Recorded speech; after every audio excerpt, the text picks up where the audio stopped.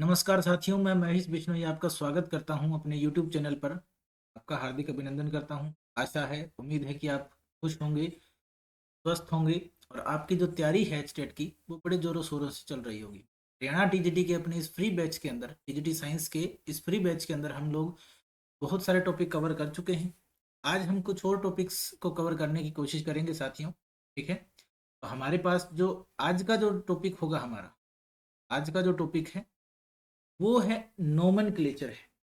क्या है? Nomenclature in organic compound, यानी ऑर्गेनिक जो कार्बनिक यौगिक हैं उनके अंदर हमारा क्या है, नामकरण कैसे होता है। ठीक है, नाम पद्धति क्या है, यानी आज का जो टॉपिक है साथियों, शुरुआत करते हैं। Nomenclature, nomenclature in organic compounds, या फिर आप लिख सकते हो nomenclature of organic compound. Organic compounds का नोमेनक्लेचर देखेंगे सर। एक क्वेश्चन हर साल इस टॉपिक से आता ही आता है। एक क्वेश्चन हर साल इस टॉपिक से आता ही आता है। कार्बनिक यौगिकों की नाम पद्धति हम इसको कह सकते हैं। कार्बनिक यौगिकों की नाम पद्धति है, नाम पद्धति, ये हमारा टॉपिक है आज का। इस टॉपिक के बारे में हम बात करने वाले हैं साथियों कि नोमेनक्लेचर जो है, यानी जो नाम पद्धति है ऑर्गेनिक कंपाउंड्स की, कार्बनिक यौगिक की, वो कैसे होती है। ऑर्गेनिक केमिस्ट्री में बहुत सारे कंपाउंड्स होते हैं। जनरली हम हाइड्रोकार्बन्स के साथ डील करते हैं, यानी कार्बन और हाइड्रोजन के ही जो कंपाउंड्स होते हैं उनको हाइड्रोकार्बन कहते हैं, उनके साथ डील करते हैं। तो नोमेनक्लेचर के लिए एक सिस्टम डेवलप किया गया है। ठीक है, जिसको आईयूपीएसी ने डेवलप किया है। किसने डेवलप किया है? आईयूपीएसी ने। इसका मतलब क्या है? International union for, international union of, international union of pure and applied chemistry. ठीक है, प्योर एंड अप्लाइड केमिस्ट्री, ये इसका नाम है। आईयूपीएसी एक संस्था है, ठीक है, जो सारे ही ऑर्गेनिक या इनऑर्गेनिक मॉलिक्यूल्स जो हैं, कंपाउंड्स जो हैं, यौगिक जो हैं, ठीक है, उनके बारे में, उनके नामकरण के बारे में, उनके नाम के बारे में, उनकी स्ट्रक्चर के बारे में, जितने भी रूल्स हैं, रूल एंड रेगुलेशन जो है वो ये आईयूपीएससी ही डिसाइड करता है साथियों। ठीक है, आईयूपीएससी नोमेनक्लेचर से पहले जो नाम दिए जाते थे ना, वो सोर्स बेस्ड थे। यानी इससे पहले जो नाम दिए जाते थे पुराने टाइम में, यानी पुराना जो नोमेनक्लेचर था, पुरानी नाम पद्धति की अगर बात करें, पुरानी नाम पद्धति की अगर बात करें साथियों, तो वो किसके ऊपर बेस्ड थी? वो उनके स्रोत के ऊपर बेस्ड थी। ठीक है, स्रोत के ऊपर बेस्ड थी। कहाँ वो आपके यौगिक हैं वो पाए जाते हैं। ठीक है, उनका स्रोत क्या है, कहाँ पाए जाते हैं, यानी वो किसके ऊपर बेस्ड थी? स्रोत के ऊपर बेस्ड थी। या किन कंपाउंड से वो मिलकर बने हैं, स्रोत पर बेस्ड थी, यानी सोर्स बेस्ड थी। पहले जो नाम नाम आए थे वो क्या थे? सोर्स बेस्ड थे। पहला नोमेनक्लेचर कैसे था? पुराना सोर्स बेस्ड था। जैसे कुछ कॉमन और ट्रिवियल नेम एग्जिस्ट करते हैं, कुछ इंपॉर्टेंट ऑर्गेनिक कंपाउंड्स के, उन कॉमन और ट्रिवियल नेम को हमें एक बार थोड़ा सा नजर दे लगा नजर हमें उन पर डाल लेनी है कि हम वो कॉमन और ट्रिवियल नेम कैसे देखते हैं। देखो, या तो हम उन्हें कहते हैं कॉमन नेम, यानी कि ये आईयूपीएसी नेम नहीं है लेकिन प्रचलन में बहुत ज्यादा है। कॉमन नेम, कॉमन नेम का मतलब होता है जो सामान्य जो नाम है उनकी बात करते हैं, सामान्य नाम। या फिर हम क्या कह सकते हैं? ट्रिवियल नेम भी इनको कहते हैं। क्या नेम क्या कहते हैं? ट्रिवियल नेम, यानी कि रूड नाम। रूड जो नाम है उनको हम पढ़ने वाले। कुछ कंपाउंड्स हैं जिनके हमें पढ़ने हैं। जैसे हम शुरुआत करते हैं इस कंपाउंड से, इस यौगिक से। ये कार्बन और हाइड्रोजन का यौगिक है। इसको हम बोलते हैं मीथेन। ठीक है, क्या बोलते हैं? मीथेन, ये गैस है मीथेन। ठीक है, मेथेन इसको बोल सकते हैं, मेथेन गैस है। ठीक है, मेथेन है। उसके बाद ऐसे बहुत सारे कंपाउंड हैं जिनका हमें पता होना चाहिए। जैसे एक है HCHO, इसको बोलते हैं फॉर्म एल्डिहाइड। इंग्लिश में क्या कहा जाता है? फॉर्म एल्डिहाइड कहा जाता है। क्या कहा जाता है? फॉर्म एल्डिहाइड इसको कहा जाता है। हिंदी में भी इसको फॉर्म एल्डिहाइड ही कहा जाता है। ठीक है, तो HCHO का फॉर्म एल्डिहाइड हो गया। ऐसे ही हमारे पास एक कंपाउंड होता है, एक यौगिक होता है CH3COCH3, इसको हम कहते हैं एसीटोन। इसको हम क्या कहते हैं? एसीटोन। ठीक है, क्या कहते हैं? एसीटोन कहते हैं साथी। एसीटोन इसका नाम होता है, एसीटोन इसका नाम होता है। ठीक है, इसको हम क्या कहते हैं? एसीटोन कहते हैं। ठीक है, ये कॉमन नेम मैं बात कर रहा हूँ। एक कंपाउंड होता है कार्बनिक, एक यौगिक होता है कार्बन और हेलोजन का एक यौगिक होता है जिसको हम बोलते हैं CHCl3। ठीक है, क्या बोलते हैं? CHCl3। इसको कहते हैं क्लोरोफोम। क्या कहते हैं? क्लोरोफोम। जो पुराने मूवीज में मतलब जो कपड़ा डालते ही बस नाक के ऊपर बस तुरंत पास में लेके आते ही बेहोश हो जाते थे ना, वो क्लोरोफोम है। हिंदी में भी इसको क्लोरोफोम ही कहते हैं। ठीक है, हिंदी में भी इसको क्या कहते हैं? क्लोरोफोम ही कहते हैं। एक कंपाउंड होता है CH3COOH, इसको बोलते हैं एसेटिक एसिड। क्या बोलते हैं? एसेटिक एसिड बोलते हैं।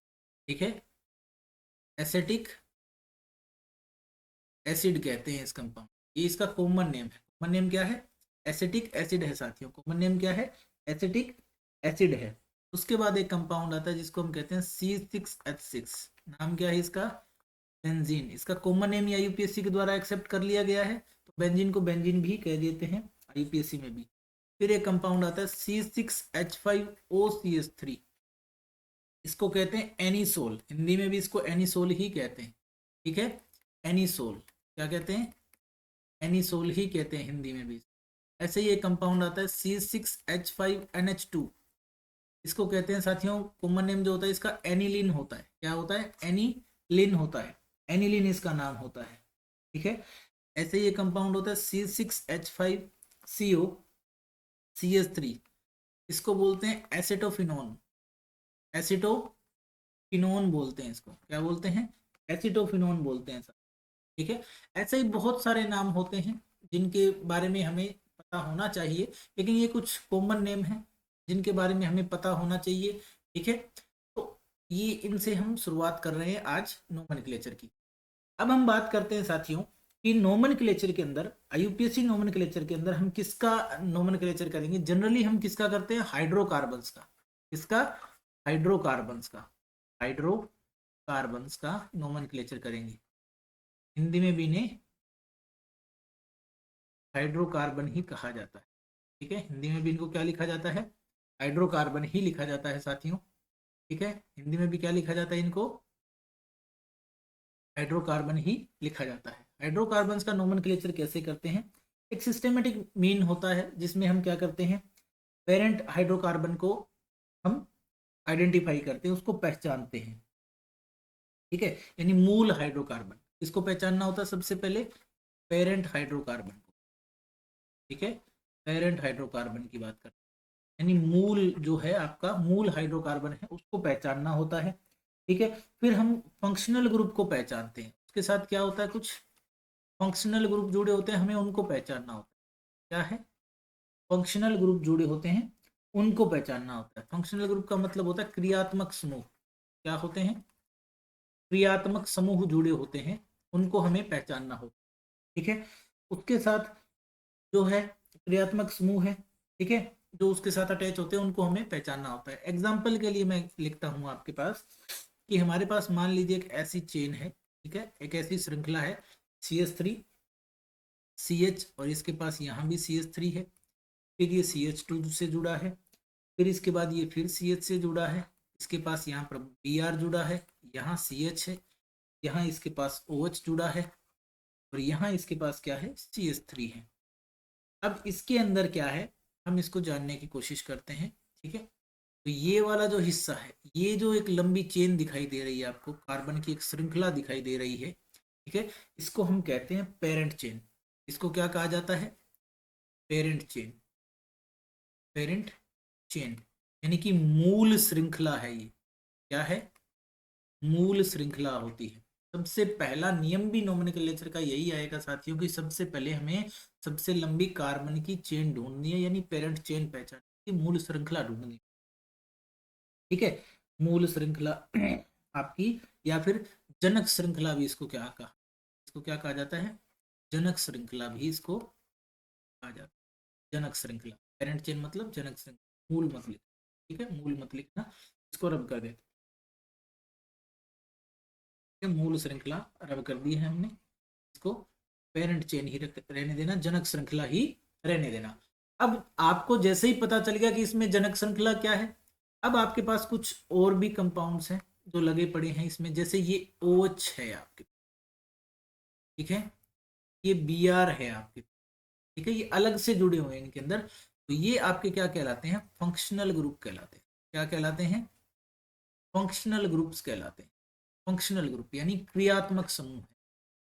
क्या है, क्रियात्मक समूह। ऐसे समूह जो अगर किसी मूल चेन से या जनक श्रृंखला से जुड़ जाए तो उसकी सारी केमिकल प्रॉपर्टीज यानी उसकी रासायनिक जो गुण है उनको बदल देते हैं। ये भी आपका क्या हो जाएगा, फंक्शनल ग्रुप कहलाएगा। क्या कहलाएगा, फंक्शनल ग्रुप कहलाएगा साथियों, यानी क्रियात्मक समूह हो जाएगा। ठीक है, क्रियात्मक समूह हो जाएगा। बहुत इंपॉर्टेंट है, आप बोर्ड एग्जाम के लिए भी इसको किसी को रेफर कर सकते हैं, ये बहुत ज़्यादा इंपॉर्टेंट है। ठीक है, नीट जेई में भी नोमेनक्लेचर हर साल आता ही आता है। अब यहाँ पर एक है आपके पास एक और चीज है, यानी एक और ग्रुप हमें दिखाई दे रहा है, ये CH3 ग्रुप है। CH3 ग्रुप ये होता है साइड चेन, इसको क्या कहते हैं, ब्रांच या फिर साइड चेन, इसको क्या कहते हैं, ब्रांच कहते हैं, ब्रांच कहते हैं इसको। ठीक है, इसका मतलब क्या है, ये एक शाखा है, ये एक अलग शाखा है, जो जनक श्रृंखला है उससे एक अलग शाखा निकली हुई है, तो हम ब्रांच कहते हैं। अब देखिए साथियों, हमारे पास एल्केन क्या होते हैं, एल्केन हम क्या कहते हैं, एल्केन कहते हैं। एल्केन क्या होते हैं वो देखना, जब कार्बन और कार्बन के बीच में सिर्फ एक सिंगल बॉन्ड बना हो, सिर्फ एकल बंध बना, क्या बना हो, एकल बंध, यानी कि सिंगल बॉन्ड हो कार्बन और कार्बन के बीच में, कार्बन के सारे बॉन्ड क्या हो, सिर्फ सिंगल हो, तो उनको हम कहते हैं एल्केन। ऐसे हाइड्रोकार्बन्स को हम क्या कहते हैं, एल्केन कहते हैं। क्या है, हाइड्रोकार्बन है, उनको हम क्या कहते हैं, एल्केन कहते हैं। अब जैसे पहला जो हाइड्रोकार्बन है सबसे छोटा, वो है CH4, यानी कार्बन ने 4 बॉन्ड बनाए हुए हैं किसके साथ साथियों, मैं इसकी ओपन चेन स्ट्रक्चर लिखता हूं, यानी खुली श्रृंखला। ठीक है, खुली श्रृंखला वाली इसकी जो स्ट्रक्चर है मैं वो लिख देता हूं, तो CH4 ऐसे लिखा जाता है, मीथेन इसको बोलते हैं, इसका नाम होता है मेथेन। ठीक है, क्या नाम होता है, मेथेन, ये IUPAC नेम है इसका, मेथेन। ठीक है, अब जैसे ही मैं इस अल्केन में से एक हाइड्रोजन को रिमूव करता हूं, मैंने क्या कर दिया, एक हाइड्रोजन रिमूव कर दिया, तो ये क्या बन जाता है, CH3 बन जाता है। इसको बोलते हैं मैथिल ग्रुप, इसको क्या बोलते हैं, मैथिल ग्रुप। और जनरली ऐसे ग्रुप्स को हम कहते हैं एल्किल ग्रुप। क्या कहते हैं, एल्किल ग्रुप कहते हैं सर, क्या कहते हैं, एल्किल समूह कहा जाता है इनको। क्या कहा जाता है, एल्किल समूह। ठीक है, आगे बढ़ते हैं। अब जैसे अगर मान लो मेरे पास ये वाला एक मॉलिक्यूल है CH3, इसको कहते हैं एथेन, इसको क्या कहते हैं, एथेन कहते हैं। ठीक है, इसको क्या कहते हैं, एथेन कहते हैं। तो अगर मैं एथेन में से अगर एक हाइड्रोजन रिमूव कर दूं, एक हाइड्रोजन हटा दूं, तो मेरे पास क्या बचेगा, CH3 CH2 ग्रुप बचेगा। इसको हम क्या कहते हैं, इसको हम कहते हैं एथिल ग्रुप। क्या कहते हैं, एथिल ग्रुप कहते हैं। ठीक है, एथिल ग्रुप, इसको हम क्या कहते हैं, एथिल ग्रुप कहते हैं। यानी अगर जनरली लिखा जाए तो किसी भी अल्केन के अंदर से अगर हम कोई एक हाइड्रोजन हटा देते हैं तो वो किस में कन्वर्ट हो जाता है साथियों, एल्किल ग्रुप में कन्वर्ट हो जाता है। किस में कन्वर्ट हो जाता है, एल्किल ग्रुप में कन्वर्ट हो जाता है। इसमें एल्किल ग्रुप में कन्वर्ट हो जाता है, उसमें बदल जाता है, एल्किल ग्रुप में बदल जाता है। ठीक है, अब अनब्रांच्ड सेचुरेटेड हाइड्रोकार्बन जो होते हैं, कौन से, अनब्रांच जो होते हैं, ठीक है, सेचुरेटेड हाइड्रोकार्बन्स जो होते हैं, उनका अगर हम नोमेनक्लेचर कर रहे हैं तो अनब्रांच सेचुरेटेड जो हमारे हाइड्रोकार्बन्स होते हैं, यानी जिनमें कोई शाखाएं नहीं होती, उनके लिए अगर हम बात करें तो सबसे पहले बिल्कुल बेसिक से चलेंगे, बिल्कुल बेसिक से। जैसे हमारे पास हाइड्रोकार्बन्स जो हैं, हाइड्रोकार्बन्स जो हैं साथियों, वो कितने पार्ट के हैं, वो 3 टाइप के होते हैं। कितने टाइप के होते हैं, हाइड्रोकार्बन्स को हमने 3 हिस्सों में डिवाइड किया है। एक होता है एल्केन, एल्केन जिनको हम, ठीक है, एल्केन जिनको हम कहते हैं। एल्केन का मतलब कार्बन कार्बन के बीच में सिंगल बॉन्ड होंगे। क्या है, सिंगल बॉन्ड वाले कंपाउंड जो है हमारे, सिंगल बॉन्ड वाले जो यौगिक हैं यानी एकल बंध वाले यौगिक। ऐसे यौगिक जिनके अंदर क्या है, एकल बंध बनता है, उनको हम क्या कहते हैं, एल्केन कहते हैं।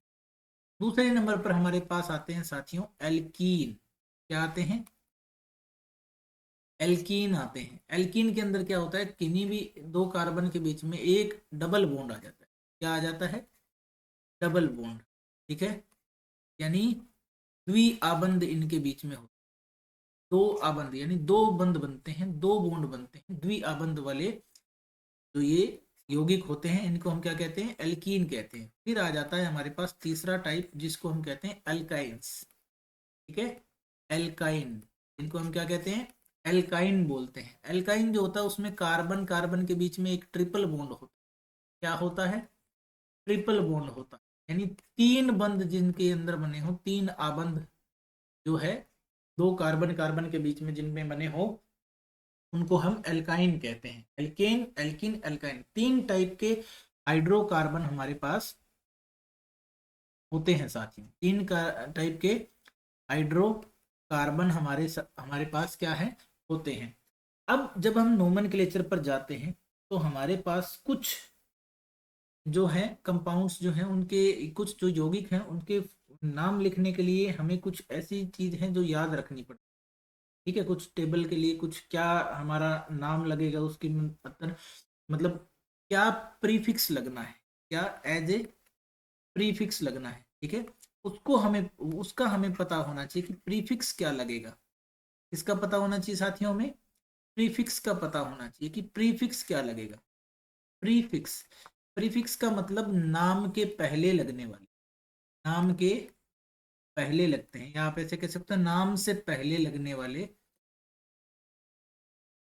जो समूह है उनको हम क्या कहते हैं, प्रीफिक्स कहते हैं। उनको हम क्या कहते हैं, प्रीफिक्स कहते हैं। जैसे एग्जाम्पल के लिए मैं कहता हूं कि अगर आपके पास टोटल नंबर ऑफ कार्बन कितने हैं, नंबर ऑफ कार्बन एटम की बात करें, कितने कार्बन है, अगर एक कार्बन है उसके लिए जो प्रीफिक्स लगेगा वो लगेगा मैथ।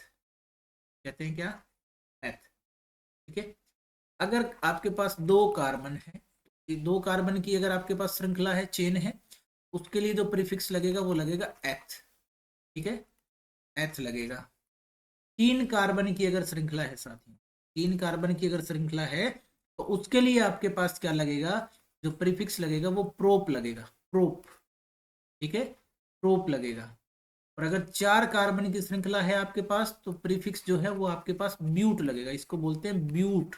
बट नहीं है, ये इंग्लिश नहीं चल रही है, साइंस है भाई, केमिस्ट्री है, ये ब्यूट है, बट नहीं है। ये क्या है, ब्यूट है साथियों। क्या है ये, ब्यूट है। उसके बाद अगर पांच कार्बन की चेन है आपके पास, पांच कार्बन की श्रृंखला है, तो उसके लिए आपके पास जो प्रीफिक्स लगता है वो पेंट लगता है। क्या लगता है, पेंट लगता है। छह कार्बन की अगर आपके पास श्रृंखला है या चेन है तो उसके लिए जो प्रीफिक्स लगेगा वो क्या लगेगा, आपके पास हेक्स लगेगा। क्या लगेगा, हेक्स। ठीक है, हेक्स लगेगा उसके लिए प्रीफिक्स। और अगर सात कार्बन की श्रृंखला है उसके लिए आपके पास क्या सफिक्स लगता है, हेप्ट लगता है। क्या लगता है, हेप्ट। ठीक है, हेप्ट आपके पास सफिक्स लगेगा।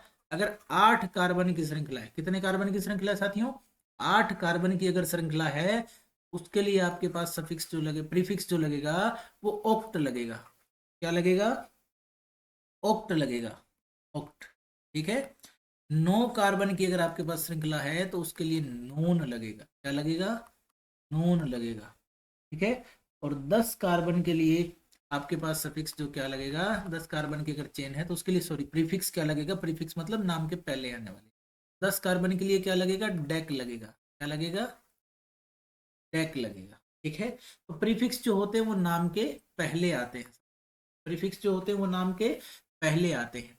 और अगर मैं बात करूं सफिक्स की, किसकी बात करूं, सफिक्स की, सफिक्स जो होते हैं वो नाम के अंत में लगते हैं, नाम के अंत में लगते हैं, नाम के अंत में लगते हैं।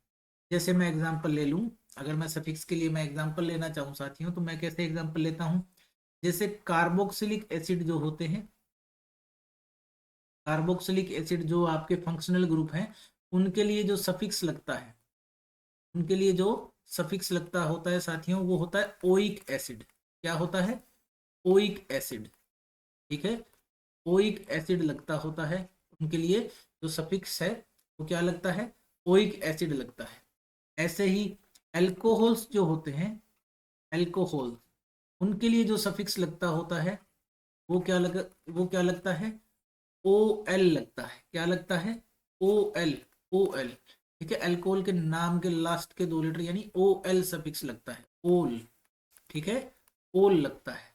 अगर मान लो आपके पास क्या है, अल्कोहल्स के अलावा आपके पास क्या है, अगर मान लो कीटोन्स है, क्या है, कीटोन्स है, तो कीटोन के लिए जो सफिक्स लगता है साथियों, कीटोन के लिए ओ एन ई, अब ये वन नहीं है, ये ओन है, क्या है, ओन है, O N E, O N E, one है, ये सफिक्स जो लगेगा ओन लगेगा। एल्डिहाइड के लिए क्या लगेगा, एल्डिहाइड जो फंक्शनल ग्रुप यानी क्रियात्मक समूह होते हैं उनके लिए सफिक्स क्या लगेगा साथियों, एल्डिहाइड के लिए सफिक्स लगेगा आपका ए एल, क्या लगेगा, ए एल लगेगा, ए एल, ठीक है, ए एल, ठीक है, एल जिसको बोलते हैं एल, बोलते हैं एल, ठीक है। अगर हिंदी में इसको लिखे तो ये क्या होता है, एल होता है, क्या क्या होता है भाई, एल माना जाएगा इसको, ठीक है, क्या माना जाएगा, अल इसको बोलेंगे, यानी एल्डिहाइड के लिए एल सफिक्स लगता है साथी, ठीक है, एल्डिहाइड के लिए क्या लगेगा, एल लगेगा साथियों सफिक्स, ठीक है। अब एल्केन जो होते हैं, एल्केन के लिए सफिक्स क्या लगता है, एल्केन के लिए सफिक्स क्या लगता है, ए एन ई लगेगा, एन, ठीक है, एन सफिक्स लगेगा। एल्कीन के लिए क्या लगेगा साथियों, एल्कीन के लिए जो सफिक्स लगेगा वो लगेगा ई एन ई, ईन जिसको बोलते हैं, ईन बोलेंगे। और एल्काइन के लिए जो सफिक्स लगेगा साथियों वो उसको क्या बोलते हैं, वाई एन ई, आइन, इसको क्या बोलते हैं, आइन बोलते हैं, alkyne, Y N E, last के 3 लेटर जो हैं वही इनमें सफिक्स के रूप में यूज किए जा रहे हैं बेटा। एल्डिहाइड के लिए पहले 2 लेटर यूज किए जा रहे हैं, कीटोन के लिए लास्ट के 3 लेटर, अल्कोहल के लिए लास्ट के लिए 2 लेटर, और कार्बोक्सिलिक एसिड के लिए ओइक एसिड अलग से यूज किया जा रहा है साथी, ठीक है। तो मेरे हिसाब से कुछ बेसिक नॉलेज जो है अब आपको हो गई है। उसके अलावा हमारे पास कुछ ऐसे अल्काइल ग्रुप्स होते हैं जिनका हमें पता होना चाहिए, यानी एल्किल ग्रुप्स, ठीक है, सम इंपॉर्टेंट एल्किल ग्रुप्स, कुछ मुख्य जो एल्किल ग्रुप्स हैं उनके बारे में हमें पता होना चाहिए साथियों, ठीक है। किनके बारे में पता होना चाहिए, कुछ एल्किल ग्रुप्स के बारे में पता होना चाहिए। जैसे आपके पास एक ग्रुप होता है जिसको हम कहते हैं CH3 CH3, यानी ये ऐसा ग्रुप अगर आपको दिखाई दे तो इसको बोलते हैं आइसोप्रोपाइल, आइसोप्रोपिल, आइसोप्रोपिल ग्रुप इसको कहा जाता है साथियों। इसके बाद अगर आपके पास ऐसा ग्रुप कोई दिखाई दे CH3 CH2 CH and then इसके साथ लगा हो CH3, इसको हम कहते हैं सेकेंडरी ब्यूटिल ग्रुप, ठीक है, secondary butyl group, sec butyl इसको बोला जाता है, सेकेंडरी यानी ये होता है आपका द्वितीय butyl group, secondary butyl group, sec butyl इसको बोला जाता है, ठीक है। उसके बाद आपके पास आता है आइसो ब्यूटिल ग्रुप, क्या आता है, आइसो ब्यूटिल ग्रुप, क्या आता है साथियों, आइसो ब्यूटिल ग्रुप, ये होता है आइसो ब्यूटिल ग्रुप, ठीक है, क्या होता है, आइसो ब्यूटिल।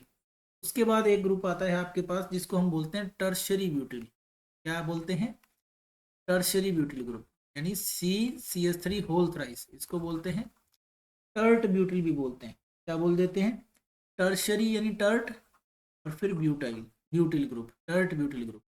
फिर आता है हमारे पास एक नियोपेंटिल ग्रुप, क्या आता है, नियोपेंटिल ग्रुप, ठीक है साथियों, हमारे पास क्या आता है, एक नियोपेंटिल ग्रुप, इसको हम बोलते हैं नियोपेंटिल ग्रुप, क्या बोलते हैं, नियोपेंटिल ग्रुप बोलते हैं साथी, इसको क्या बोलते हैं, नियोपेंटिल ग्रुप, ठीक है।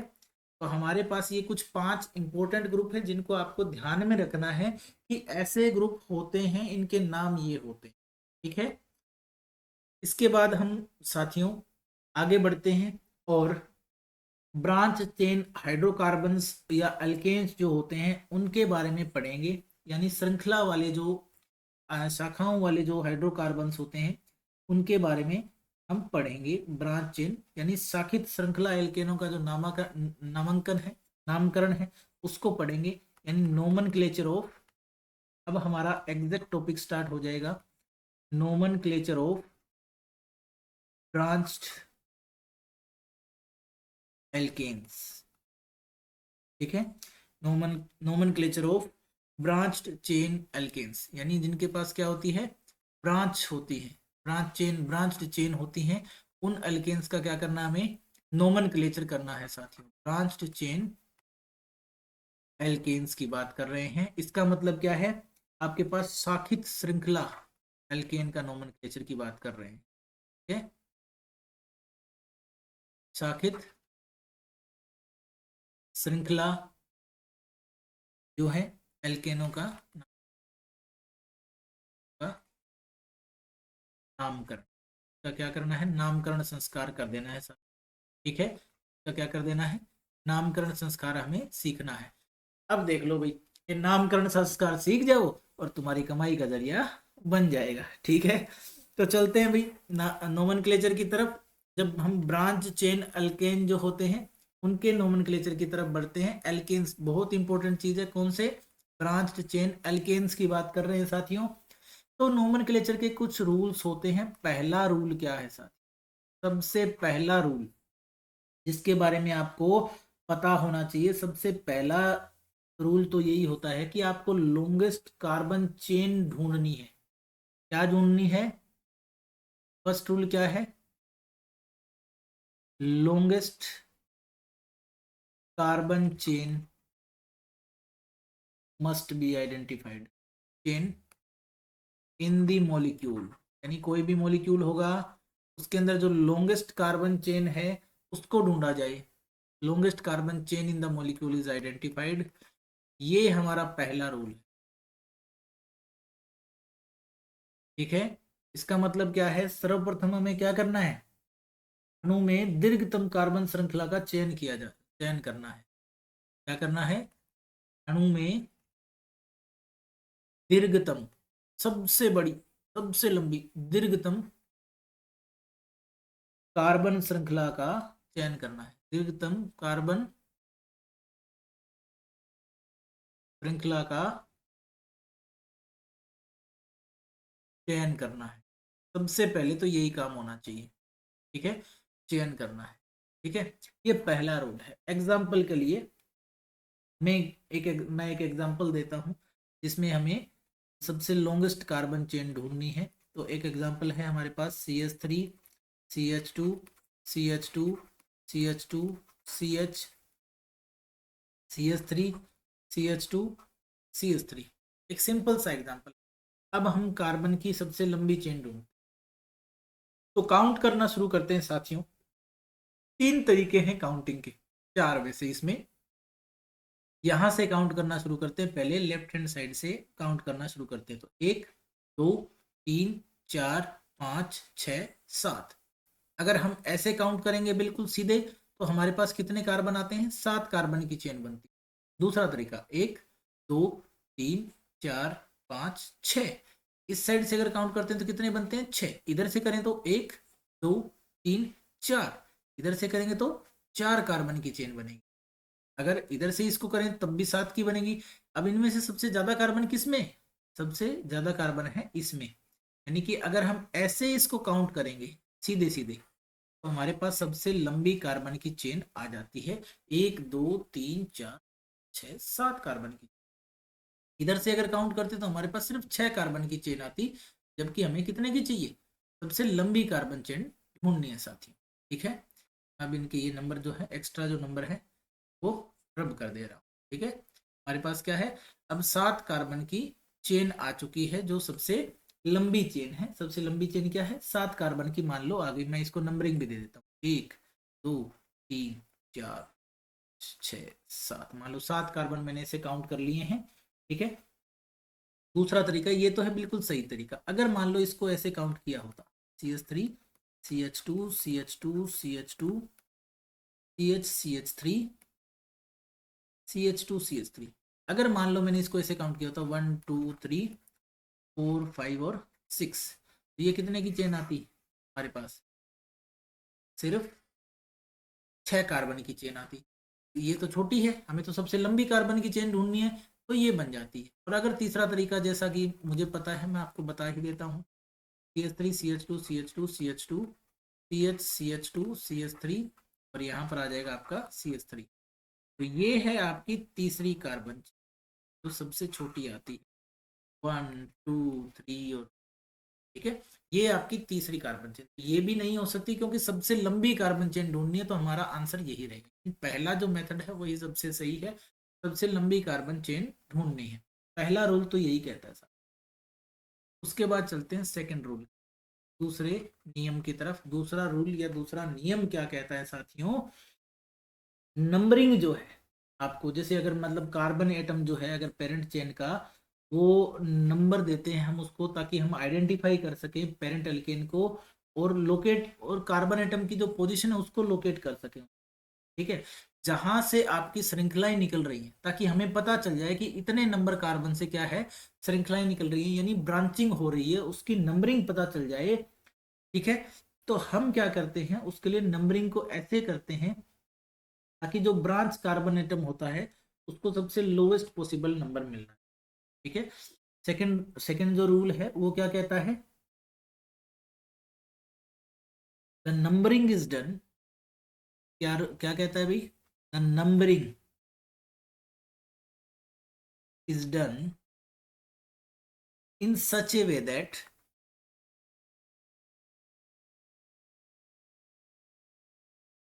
in such a way that the branched carbon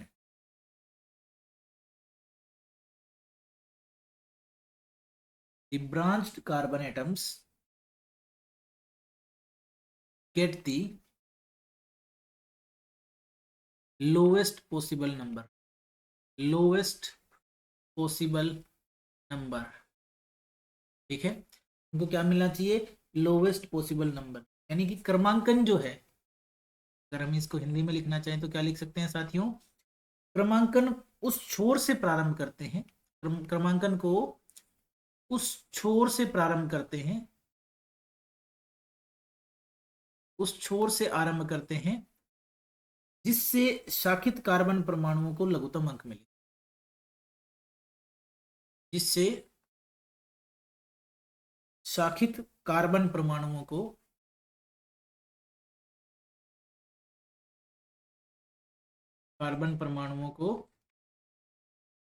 लघुत्तम अंक मिले, लोवेस्ट पॉसिबल नंबर मिल जाए, लघुत्तम अंक मिले, ठीक है।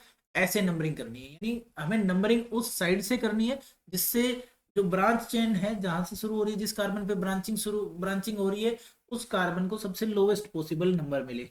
जैसे मान लेते हैं साथियों कि मेरे पास एक ऐसी कार्बन की चेन है, ठीक है, 1 2 3 4 5 6 7 8 और एक 9, 9 कार्बन की चेन है। मान लेते हैं मैं छठे कार्बन के ऊपर 2 कार्बन की चेन बना देता हूँ, एक दूसरे कार्बन पर भी इधर इधर से बना देता हूँ। अब देखो नंबरिंग दो तरीके से इसकी हो सकती है, मैं इसको पहले ही दो तरीके से लिख देता हूँ, ठीक है।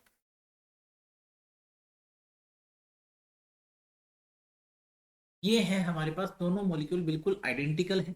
अब एक तो नंबरिंग हम इस साइड से देना शुरू करें। सबसे पहला काम क्या, पेरेंट कार्बन चेन ढूंढो जो सबसे लॉन्गेस्ट चेन है, 1 2 3 4 5 6 7 8 और 9, 9 कार्बन की चेन इधर से बन रही है, 1 2 3 4 5 6 7 और 8, यहाँ से 8 कार्बन की चेन बन रही है। ये वाली चेन तो बनेगी 6 कार्बन की, तो ये बहुत ही छोटी है, इसको हम इग्नोर कर।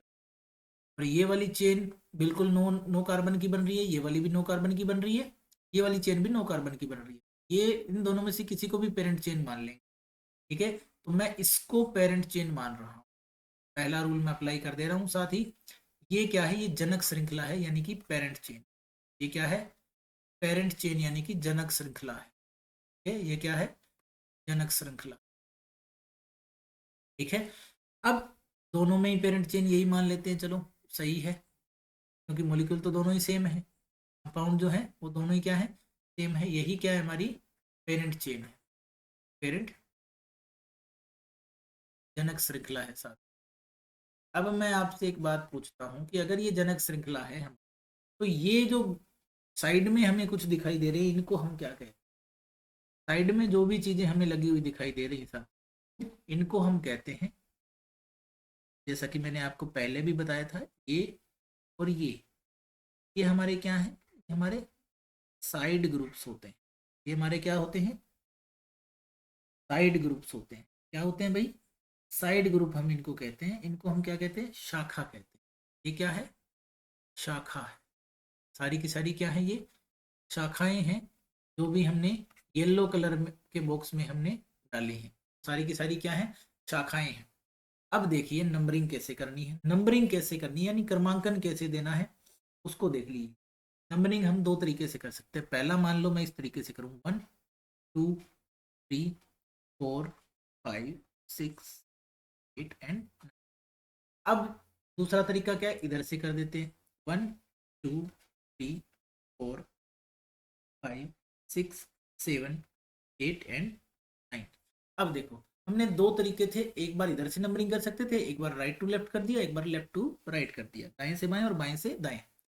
जब हमने इधर से नंबरिंग किया, यानी लेफ्ट टू राइट गए, यानी बाएं से दाएं गए, तो जो हमारी शाखा है वो कितने कार्बन पे आई? 2 और 6 पे आई। यानी यहां से नंबरिंग क्या मिल रही है शाखा को?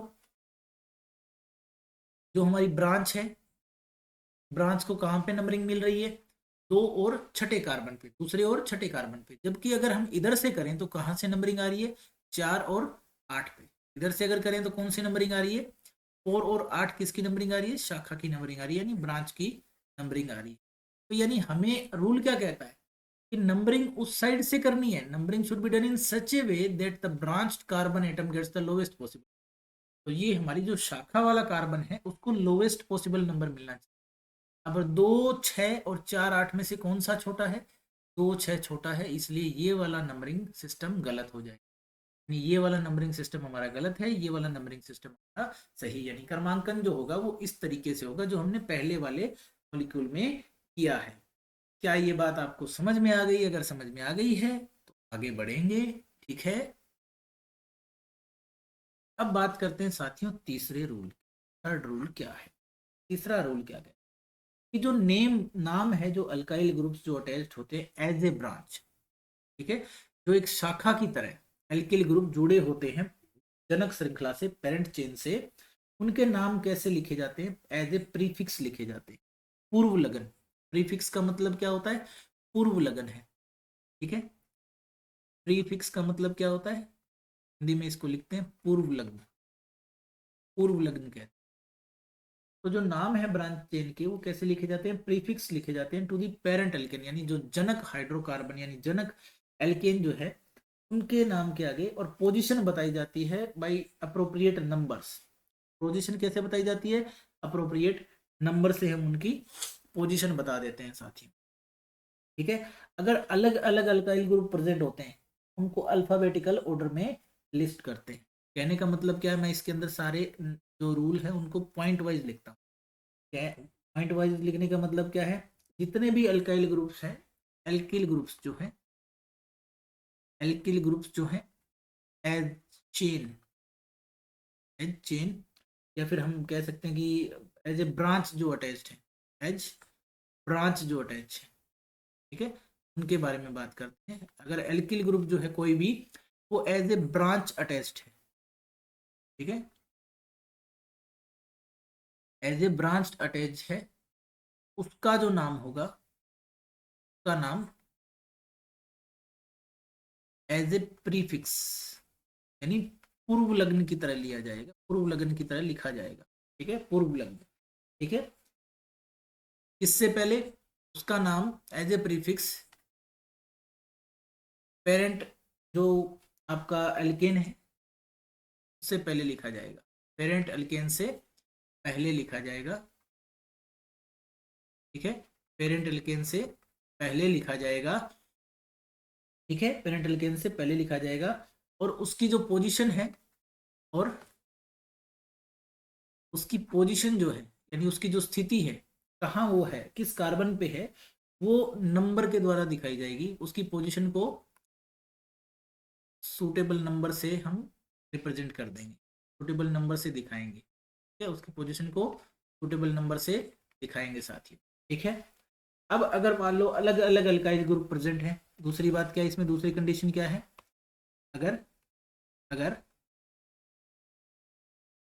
अलग अलग अलग अलग मतलब डिफरेंट अल्काइल ग्रुप्स, अलग अलग एल्किल ग्रुप, एल्किल समूह जो है वो प्रेजेंट है, एल्किल समूह उपस्थित हैं, कौन से, डिफरेंट डिफरेंट एल्किल ग्रुप अगर प्रेजेंट हैं तो उनको अल्फाबेटिकल ऑर्डर में लिस्ट किया जाता है, उनको अल्फाबेटिकल ऑर्डर में लिखा जाता है, अल्फाबेटिकल क्रम के अंदर या अल्फाबेटिकल ऑर्डर में लिखा जाता है, ठीक है। कैसे लिखा जाता है, अल्फाबेटिकल ऑर्डर में लिखा जाता है, यानी उनको अंग्रेजी वर्णमाला के क्रम में लिखा जाता है। अल्फाबेटिकल ऑर्डर का मतलब अंग्रेजी वर्णमाला के क्रम में उनको लिखा जाता है। अगर अलग अलग डिफरेंट अल्काइल ग्रुप्स प्रेजेंट है, ठीक है, तो वो उनको अलग अलग ग्रुप्स में लिखा जाता है। जैसे अगर मान लो हमारे पास एक एग्जाम्पल है, एग्जाम्पल लेना चाहूँ, क्या है, CH3 CH3 CH2 CH3 अब देखो साथियों, अब हम देखते हैं कि इसके अंदर हमारी सबसे पहला रूल क्या कहता है, पेरेंट चेन कौन सी, सबसे लंबी कार्बन चेन, 1 2 3 4 5, ऐसे ही 5 इधर होंगे, ऐसे ही 5 इधर होंगे, तो मैं इसी को हमारी क्या मान लेता हूँ, पेरेंट चेन मान लेता हूँ साथियों। ये क्या हो जाती है, हमारी पेरेंट चेन है, क्या है, पेरेंट चेन है, पेरेंट चेन, ठीक है, यानी जनक श्रृंखला है, कैसी है, जनक श्रृंखला है, ठीक है। अब जनक श्रृंखला जैसे ही हमने डिसाइड कर ली, उसके बाद हम डिसाइड करते हैं कि हमारे पास फंक्शनल ग्रुप कौन कौन से हैं या साइड चेन कौन कौन सी है।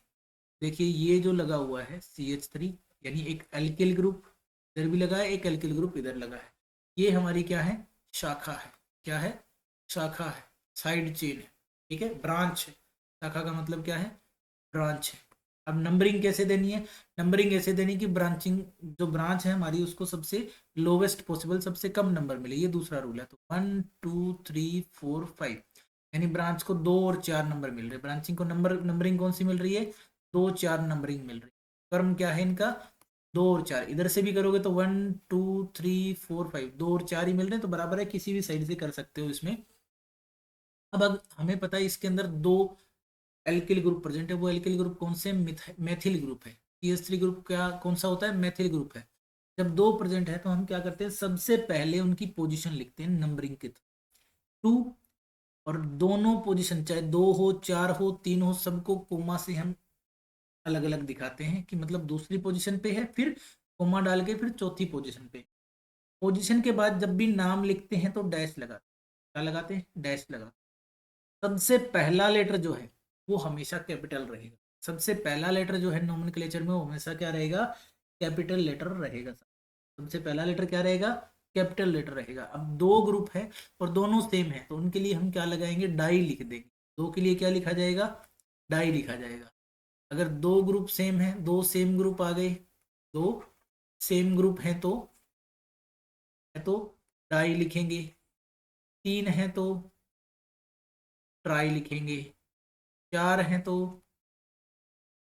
टेट्रा लिख देंगे, ठीक है, ऐसा लिखेंगे, ठीक है। तो डाई और फिर इस हमारे एल्किल ग्रुप का नाम लिखा जाएगा, यानी ब्रांच का नाम पहले का डाई मैथिल, ठीक है, डाई मैथिल, दो है ना मैथिल ग्रुप, तो डाई हो गया दो के लिए, और मैथिल, डाई मैथिल, पहला लेटर बड़ा, उसके बाद कोई लेटर बड़ा नहीं आएगा, ना ही कोई गैप आएगा नाम के लिए।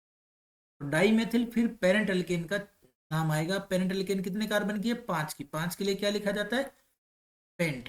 सारे बॉन्ड क्या है, सिंगल हैं, तो सफिक्स क्या लगेगा, एन, नाम क्या हो जाएगा, dimethyl 2 4 dimethyl pentane, इसका नाम हो जाएगा साथियों। IUPAC नेम है, ये हमारा क्या है, आंसर है IUPAC नोम, ठीक है। ये क्या है, आंसर है इस एग्जाम्पल के लिए, IUPAC नोमेनक्लेचर में एग्जाम्पल है। अब अगर मान लो मैं एक और एग्जाम्पल ले लेता हूँ, जैसे कि दूसरा जो एग्जाम्पल है उसको कर लेते हैं। वो क्या है, एग्जाम्पल है हमारे पास CH3 C CH3 CH3 CH2 CH3 CH CH3, सबसे लंबी कार्बन चेन ढूंढो। सबसे पहला काम क्या है आपका, सबसे लंबी कार्बन की चेन ढूंढिए साथी। सबसे लंबी कार्बन की चेन मैंने ढूंढी, ये है, ठीक है। 5 कार्बन की चेन, जो मैं सबसे स्ट्रेट चेन होती है ना, मैं उसी को कोशिश करता हूँ कि उसी को लिखूं। अदरवाइज आप इसको भी अगर काउंट करोगे तब भी 5 है, इसको भी काउंट करोगे तब भी 5 है, और इसको ऐसे काउंट करोगे तब भी 5 है, ठीक है। तो ये 5 कार्बन की चेन है। मैं नंबरिंग इसको ऐसे दूंगा कि नंबरिंग क्या मिलेगी, सबसे कम नंबर मिलने हैं मेरी साइड चेन को। मैं साइड चेन यानी ब्रांच जो है उनको मैं आइडेंटिफाई कर देता हूँ। ब्रांच आपके पास एक तो ये रही, AbCH3, AbCH3, और ये भी CH3। अब 3 CH3 आ गई है, 3 मेथिल ग्रुप है ये। आप ये हमारी क्या है, ब्रांच है। CH3 क्या है, ब्रांच है, यानी शाखा है। अब देखते हैं साथियों कि अब हम नाम कैसे लिखते हैं, इसका नंबरिंग कैसे देंगे। नंबरिंग ऐसे देनी कि ब्रांचिंग को सबसे कम नंबर मिले। इधर से अगर नंबरिंग करें तो 1 2 3 4 5, ठीक है। अगर हम क्या करें, राइट टू लेफ्ट अगर नंबरिंग करें, राइट टू लेफ्ट यानी दाएं से बाएं अगर चले, तो नंबरिंग क्या मिलती है, 2 4 एंड 4 मिलेगी। और वहीं अगर हम लेफ्ट टू राइट चलें, तो लेफ्ट टू राइट अगर नंबरिंग दे तो 1 2 4, यानी 2 2 और 4 मिलेगी, 2 2 और 4 मिलेगी। तो दोनों में से छोटा नंबर कौन सा, ये, इसको हम नंबरिंग नहीं देंगे। ये नंबरिंग होगी लेफ्ट हैंड साइड से, 1 2 3 4 एंड 5। 5 कार्बन की हमारी पेरेंट चेन है, यानी जनक श्रृंखला हमारी कौन सी है, 5 कार्बन की हमारी पेरेंट चेन है। अब इसका नाम कैसे लिखेंगे, देखो हमारे पास जो ब्रांच है, सबसे पहले उनकी नाम और उनकी पोजीशन लिखी जाएगी। देखो सारे के सारे सेम हैं, सिर्फ पहले पोजीशन को डिफरेंशिएट करेंगे, 2 2 4, 2 2 4, फिर डैश लगाएंगे। अब 3 है तो इसका मतलब ट्राई लिखा जाएगा। तीनों सेम ग्रुप है, इसका मतलब क्या लिखा गया, इसके आगे ट्राई लिखा गया। टी बड़ा होगा, टी कैपिटल लेटर में लिखा जाएगा, बाकी सब कुछ स्मॉल लेटर में लिखा जाएगा। ट्राई, तीनों कौन से ग्रुप है, मैथिल ग्रुप है, तो ट्राई मैथिल। अब हमारी पेरेंट चेन कितने कार्बन की है, 5 की। 5 के लिए क्या लिखा जाता है, पेंट। सारे बॉन्ड सिंगल है तो उसके लिए सफिक्स क्या लगेगा, एन।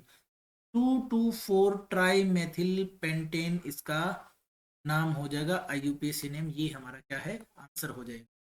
ये क्या हो जाएगा, हमारा आंसर हो जाएगा। अब हम बात करते हैं नेक्स्ट, जो है हमारे पास एक और एग्जांपल इसका ले लेते हैं, फिर आगे बढ़ेंगे। तो एक और एग्जांपल ले लेते हैं जिसमें अलग आपके क्या आ जाए, ग्रुप आ जाए या साइड चेन आ जाए। CH3 के साथ हम लेते हैं CH2 CH, ठीक है। फिर C, इधर CH3, इधर भी CH3 ले लेते हैं। सॉरी इसको ऊपर, चलो कोई बात नहीं, इसको रब कर देते हैं, ठीक है। अब देखो इधर CH3, फिर हमारे पास आ जाएगा CH2, फिर CH2, फिर CH3। अब देखो सब, अच्छा हाँ इसमें इधर भी तो है, इधर CH के साथ भी तो लगाना है। ये आ गया CH2, इधर आया CH3। अब हमें सबसे लंबी कार्बन चेन ढूंढनी, ठीक है। सबसे पहला काम क्या है, सबसे पहला रूल है सबसे लंबी कार्बन की चेन ढूंढो। सबसे लंबी कार्बन की चेन ढूंढनी है, 1 2 3 4 5 6 7 कार्बन इधर से लगेंगे, 1 2 3 4 और 5। इधर भी 5 है तो इधर भी 5 ही आएंगे। इधर से 1 2 3 4 5, इधर से करेंगे 1 2 3 4 5, इधर से दोबारा लगेंगे 1 2 3 4 5, और इधर से 1 2 3 4 6 7। तो 7 कार्बन की चेन हमारी सबसे लंबी आ रही, तो उसको मैं पहले इसको पेरेंट चेन को, ये मेरी पेरेंट चेन है, मैं इसको अलग से दिखा दूँ। ये आपकी क्या है, पेरेंट चेन यानी जनक श्रृंखला। क्या है, पेरेंट चेन है साथ, कि जनक श्रृंखला। क्या है, जनक श्रृंखला, यानी कि जनक श्रृंखला। अब आपके पास साइड चेन कौन सी है या साइड ग्रुप कौन कौन से हैं उनके बारे में जान, कि आपके पास साइड ग्रुप कौन कौन से हैं। साइड ग्रुप जो है आपके पास, एक तो है ये वाला मैथिल ग्रुप, एक ये वाला मैथिल ग्रुप, ठीक है। अब एक और साइड ग्रुप आपको यहाँ दिखाई दे रहा है साथियों, एक और साइड ग्रुप आपको दिखाई दे रहा है, वो क्या है, वो है आपका एथिल ग्रुप, CH3CH2 ग्रुप, जिसको हम कहते हैं एथिल ग्रुप। इस बार आपके पास दो डिफरेंट डिफरेंट अल्काइल ग्रुप्स हैं, ठीक है। दो अलग अलग अल्काइल ग्रुप्स हैं जिनका आपको पता है कि आपके पास दो अलग अलग अल्काइल ग्रुप्स इस बार प्रेजेंट हैं। इनका नाम कैसे लिखा जाएगा, अब इसका नाम कैसे लिखा जाए। ठीक है, अब हमें देनी है, पहला रूल तो हो गया, पेरेंट चेन हमने निकाल ली, उसके बाद हमने हमारे साइड चेन जो है या ब्रांचेज जो है वो क्या आइडेंटिफाई कर ली, उनको पहचान लिया। अब हमें नंबरिंग देनी है, तो अगर मैं इधर से नंबर दूं, पहले मैं देखता हूँ कि मैं लेफ्ट टू राइट अगर नंबर दूं तो कैसे जाता है। 1 2 3, 3 पे इथाइल ग्रुप आ रहा है, ठीक है, 3 पे एथिल ग्रुप आ रहा है, 4 और 4 पे आपका मैथिल ग्रुप आ रहा है। इधर से अगर मैं नंबरिंग दूं, यानी कि मैं राइट टू लेफ्ट अगर नंबरिंग दूं तो क्या आएगा, 1 2 3 4, यानी 4 एंड 4 पे क्या आ रहा है, मैथिल ग्रुप, फिर से। और 5 पे क्या आ रहा है आपका, एथिल ग्रुप आ रहा है। 5 पे क्या आ रहा है, एथिल ग्रुप आ रहा है। तो 4 4 5 या 3 3 4, ये छोटा नंबर है, ये बड़ा नंबर, इसलिए इसको नहीं देंगे, यानी नंबरिंग हमारी किस साइड से होगी, लेफ्ट साइड से। 1 2 3 4 5 6 एंड 7। अगर नंबरिंग लेफ्ट साइड से होगी तो अब नोमेनक्लेचर के थ्रू नाम देख। जब भी आपके पास दो डिफरेंट चेन हो, एक मेथिल है एक एथिल है, तो डिफरेंट ब्रांच हो, तो हम उनको अल्फाबेटिकल ऑर्डर में लिखेंगे। अब एम, मेथिल का एम पहले आता है या फिर एथिल का ई पहले आता है, ये अल्फाबेटिकल ऑर्डर में हमें चूज करना है। एम और ई, पहले फर्स्ट लेटर को चूज करेंगे, अल्फाबेटिकल ऑर्डर। ठीक है, अल्फाबेटिकल ऑर्डर देखें, अल्फाबेटिकल ऑर्डर देखेंगे। अल्फाबेटिकल ऑर्डर में ई पहले आता है एम से, ई कम्स बिफोर, ई कम्स बिफोर एम। हम एथिल ग्रुप को, चाहे उसको नंबरिंग फालतू मिल जाए, लेकिन हम एथिल ग्रुप को ही पहले लिखेंगे। इसका नाम जो होगा, फाइनल नेम जो हम लिखने वाले हैं साथियों, वो कैसे लिखेंगे देख लो। नाम लिखेंगे सबसे पहले एथिल ग्रुप की पोजीशन 3, सॉरी। अब पोजीशन को डिफरेंशिएट करना है नाम से, तो पहला लेटर जो आएगा वो हमेशा कैपिटल होगा, ई। कौन सा ग्रुप है, एथिल, 3 एथिल। उसके बाद बाकी की बची हुई जो ब्रांचेज हैं वो कौन सी हैं, कौन सी पोजीशन पे हैं, 4 4। ठीक है, 4 4। अब ये क्या है, दोनों मेथिल है तो डाई, फिर लिखा जाएगा मैथिल, डाई मैथिल। ये हो गया हमारा ब्रांचिंग पूरी। ठीक है, फिर 7 कार्बन की चेन है तो उसके लिए लिखा जाता है हेप्ट, सारे के सारे सिंगल बॉन्ड वाले हैं, एल्केन है तो हेप्ट एन हो जाएगा। ये हो जाएगा इसका आईयूपीएसी नेम साथियों। क्या नेम हो जाएगा, 3 ethyl 4 4 dimethyl heptane, 3 ethyl 4 4 dimethyl heptane साथी। ठीक है, उसके बाद आगे बढ़ते हैं अगले रूल पर, नेक्स्ट रूल पर हम चलते हैं साथियों। अगला रूल क्या कहता है हमारे पास, ये रूल कहता है कि सॉरी, अगर दो सब्स्टिट्यूएंट इक्विवेलेंट पोजीशन पर हैं, ठीक है, दो या दो सब्स्टिट्यूएंट अगर इक्विवेलेंट पोजीशन, यानी दो प्रतिस्थापियों की स्थितियां तुल्य हो, इक्विवेलेंट का मतलब तुल्य है, अगर उनकी जगह बिल्कुल इक्विवेलेंट है, इक्विवेलेंट पोजीशन पर आ गए हैं, तो लोअर नंबर उसे दिया जाएगा जो अल्फाबेटिकल ऑर्डर में पहले आता है। तो क्या होगा, लोअर नंबर उसको दो, उसको देंगे, छोटा नंबर उसको देंगे जो अल्फाबेटिकल ऑर्डर में पहले आता है। अगला जो रूल है हमारा वो क्या कहता है, अगला जो रूल है साथियों वो क्या कहता है, नेक्स्ट जो रूल है वो क्या कहता है कि if the two substituent, if the two substituents, two substituents are found in equivalent position, are found in equivalent position। अगर दो कोई भी प्रतिस्थापित है, दो कोई प्रतिस्थापी है, सब्स्टिट्यूएंट को कहा जाता है प्रतिस्थापी। अगर कोई दो प्रतिस्थापी है, वो इक्विवेलेंट पोजीशन का मतलब है तुल्य स्थान अगर उनको मिल रहा है, इक्विवेलेंट पोजीशन अगर उनको मिल रही है, सेम उनकी स्थिति जो है वो तुल्य हो, तो क्या होगा, the lower numbering, lower numbering is given to, is given to the one coming first in alphabetical order।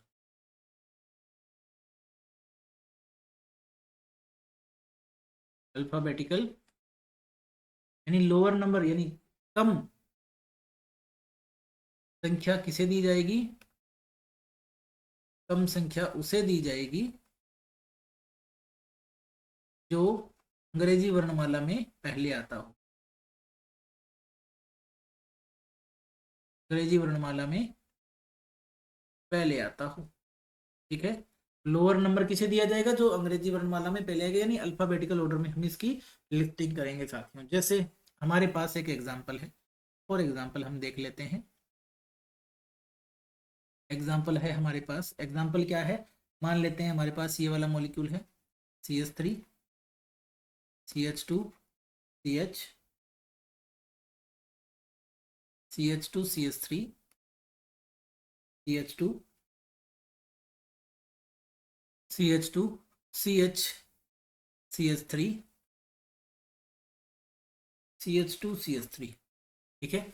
अब सबसे पहला रूल क्या है साथियों? सारे रूल्स ऐसे ही रिपीट होंगे। सबसे पहला रूल रिपीट कर लो कि आपको सबसे पहले तो सबसे लंबी कार्बन चेन ढूंढनी, लॉन्गेस्ट कार्बन चेन आपको ढूंढनी, सबसे लंबी कार्बन श्रृंखला आपको ढूंढनी है। तो 1 2 3 4 5, तो ये तो हो नहीं सकती। 1 2 3 4 5 6 7, इसको देख लेते हैं। 1 2 3 4 5 6 7 8, यानी 8 कार्बन की सबसे लंबी चेन हमारे पास आ रही है। तो मैं इसको क्या मान लेता हूं? हमारी पेरेंट चेन, यानी कि जनक श्रृंखला मान लेता हूं। इसको मैं क्या मान लेता हूं? पेरेंट चेन, यानी कि जनक श्रृंखला, जनक श्रृंखला, पेरेंट चेन मान लेता हूं, ठीक है। अब इसके अंदर मैं अपनी क्या पहचान लेता हूँ? मैं हमारे जो साइड ग्रुप्स हैं या ब्रांच जो है उनको पहचान। एक तो एथिल ग्रुप है ब्रांचिंग के रूप में, एक आपके पास आया है, एक तो एथिल ग्रुप है, दूसरा आपके पास क्या है तो देख लेते हैं। दूसरा आपके पास है मैथिल ग्रुप, एक एथिल ग्रुप, दूसरा मैथिल ग्रुप आया। अब हम देखते हैं कि नंबरिंग किस साइड से देखें। नंबरिंग देखते हैं पहले, लेफ्ट टू राइट नंबरिंग करके देख लेते हैं कि लेफ्ट टू राइट नंबरिंग क्या मिलेगी। 1 2 3, लेफ्ट टू राइट मिल रही है 3 4 5 6, 3 एंड 6 मिल रही है, ठीक है। अब हम देखते हैं कि राइट टू लेफ्ट कैसे नंबरिंग मिलती है। 1 2 3 4 5 6 6, यानी दोनों ही साइड से नंबरिंग अगर दे दें तो 3 और 6 ही मिल रही है। 3 और 6 ही नंबर आ रहे हैं कार्बन के साइड चेन वालों, यानी ब्रांच के लिए। तो अब कैसे किया जाए? इसी के लिए हमने अभी वाला रूल जो पढ़ा है कि अगर दो सब्स्टिट्यूएंट जो हैं वो इक्विवेलेंट पोजीशन पर आ जाए, यानी अगर दो प्रतिस्थापी जो हैं वो क्या आ जाए, तुल्य स्थान पर या तुल्य स्थिति पर आ जाए, तो लोअर नंबर, कम संख्या किसे दी जाएगी? लोअर इन नंबरिंग उसे रखा जाएगा जो अल्फाबेटिकल ऑर्डर में पहले आता हो। तो अब हमारे पास दोनों प्रतिस्थापियों को हम लिख सकते हैं प्रतिस्थापी। एक तो है एथिल ग्रुप, एक क्या है? एथिल ग्रुप, जिसको रिप्रेजेंट करते हैं हम CH3 CH2 से। दूसरा है हमारे पास मैथिल ग्रुप, दूसरा कौन है? मैथिल ग्रुप, जिसको हम रिप्रेजेंट करते हैं CH3 से। तो एथिल ग्रुप का सबसे पहला अल्फाबेटिकल ऑर्डर में आता है एथिल ग्रुप, क्योंकि EM से पहले आता है। तो इसका मतलब एथिल को लोअर नंबरिंग मिलेगी, इसका मतलब लेफ्ट हैंड साइड से नंबरिंग आएगी, ना कि राइट हैंड साइड से। 1 2 3 4 5 6 7 एंड 8। और इसका नाम क्या हो जाएगा साथियों? नाम हो जाएगा 3 एथिल, 3 एथिल, फिर 6 मैथिल, और 8 कार्बन की चेन है तो ऑक्ट लिखा जाएगा, सारे सिंगल बॉन्ड है तो एन हो जाएगा। 3 एथिल 6 मैथिल ऑक्टेन, इसका क्या हो जाएगा? नेम हो जाएगा, IUPAC नेम। ये हमारा आंसर होगा साथ, ठीक है। क्या इतनी बात आपको समझ में आ गई है? अगर आ गई है क्या, आगे बढ़ते हैं, ठीक है। 2 मिनट देना भाई, मैं पानी पी लेता हूँ।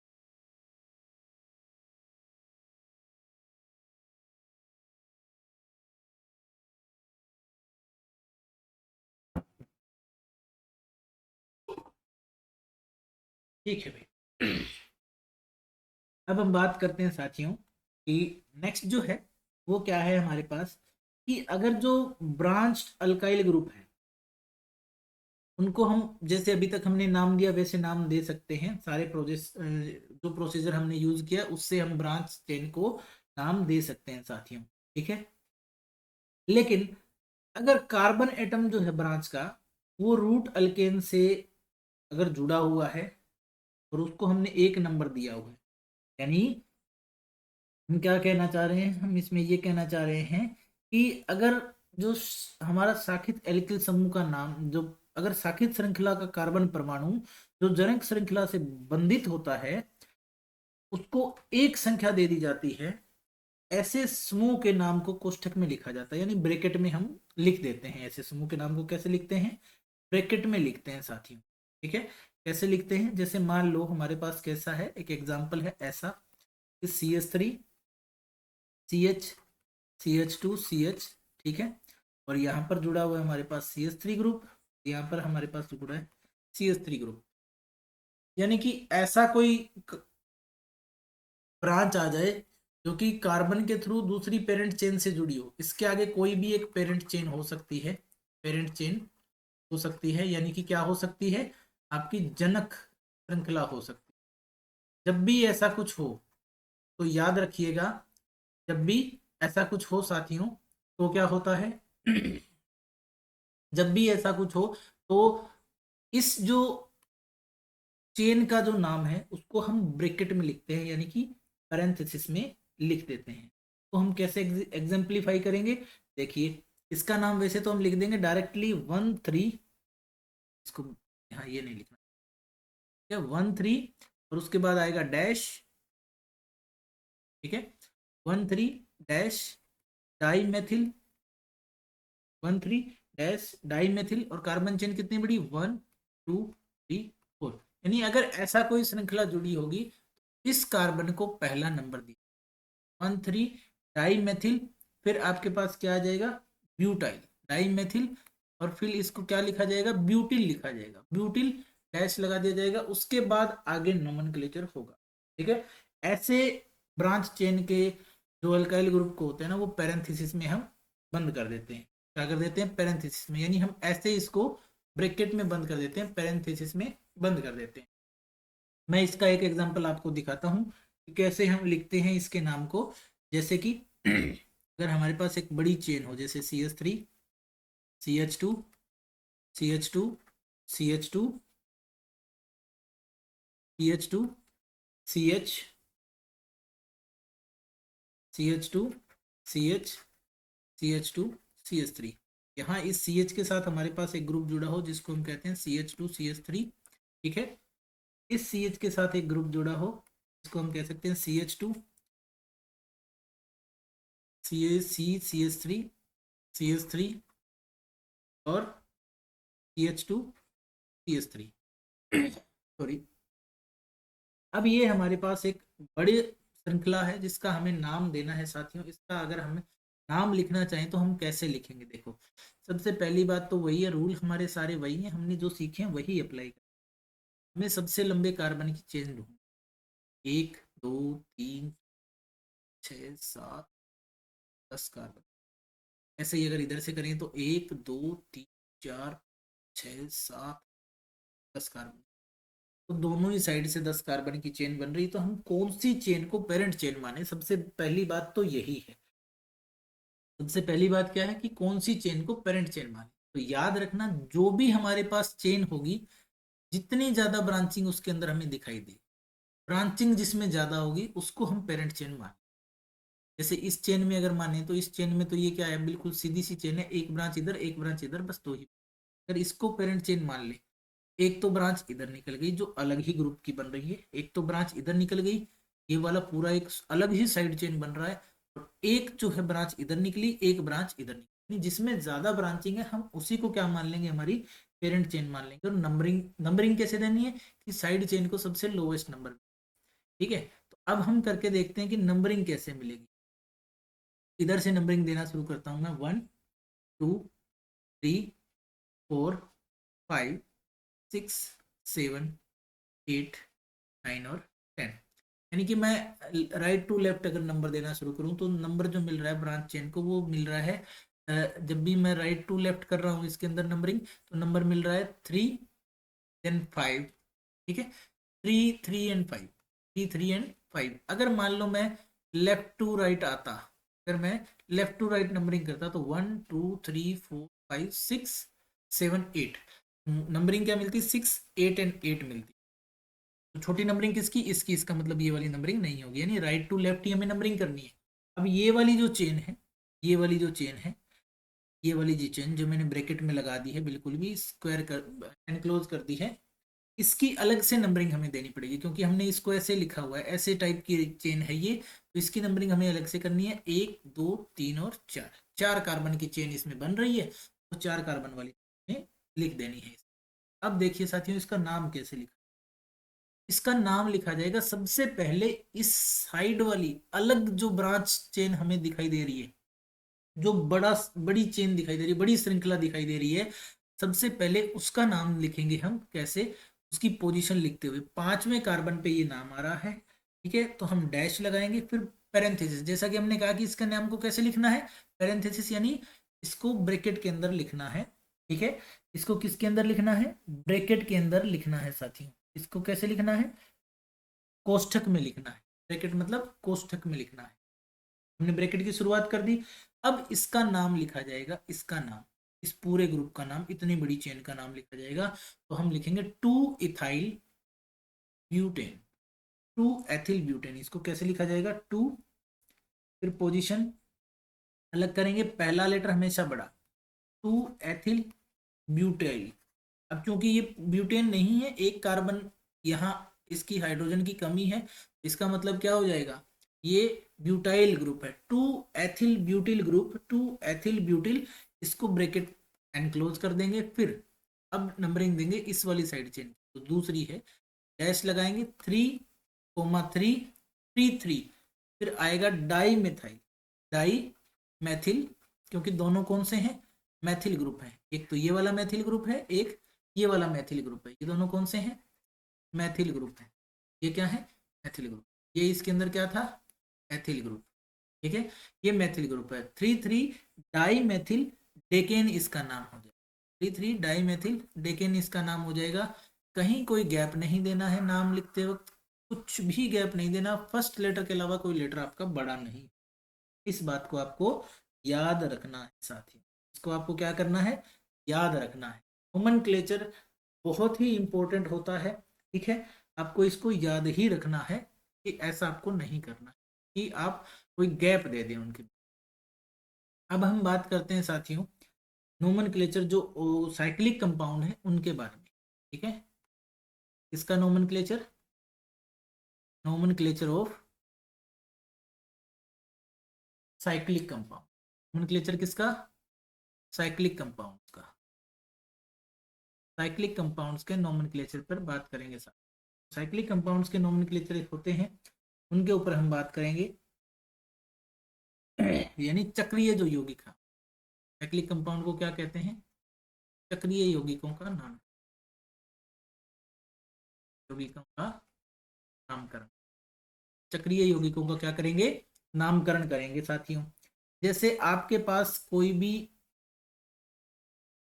साइक्लिक स्ट्रक्चर आती है, ठीक है, इसको हम ऐसे भी रिप्रेजेंट कर सकते हैं, इस साइक्लिक स्ट्रक्चर को हम ऐसे भी रिप्रेजेंट कर सकते हैं। तो जब भी साइक्लिक स्ट्रक्चर आती है तो नाम के सामने एक प्रीफिक्स लगता है, पूर्व लग्न लगता है, प्रीफिक्स का मतलब पूर्व लग्न, ठीक है, प्रीफिक्स जो लगेगा वो लगेगा साइक्लो, ठीक है, क्या लगेगा, साइक्लो, प्रीफिक्स क्या लगेगा, साइक्लो लगेगा, साइक्लो। अब सारे कार्बन क्या है, सिंगल बॉन्ड से जुड़े हुए, कितने कार्बन टोटल इसमें, प्रोप, 3 कार्बन के लिए क्या लिखा जाता है, प्रोप प्रीफिक्स लगता है, पूर्व लगन लगता है, साइक्लोप्रोप, सारे बॉन्ड सिंगल, साइक्लोप्रोपेन इसका नाम हो जाएगा। ऐसे ही अगर आपके पास ऐसी स्ट्रक्चर आ जाती है, ठीक है, इसको हम क्या कह देंगे, साइक्लोब्यूटेन,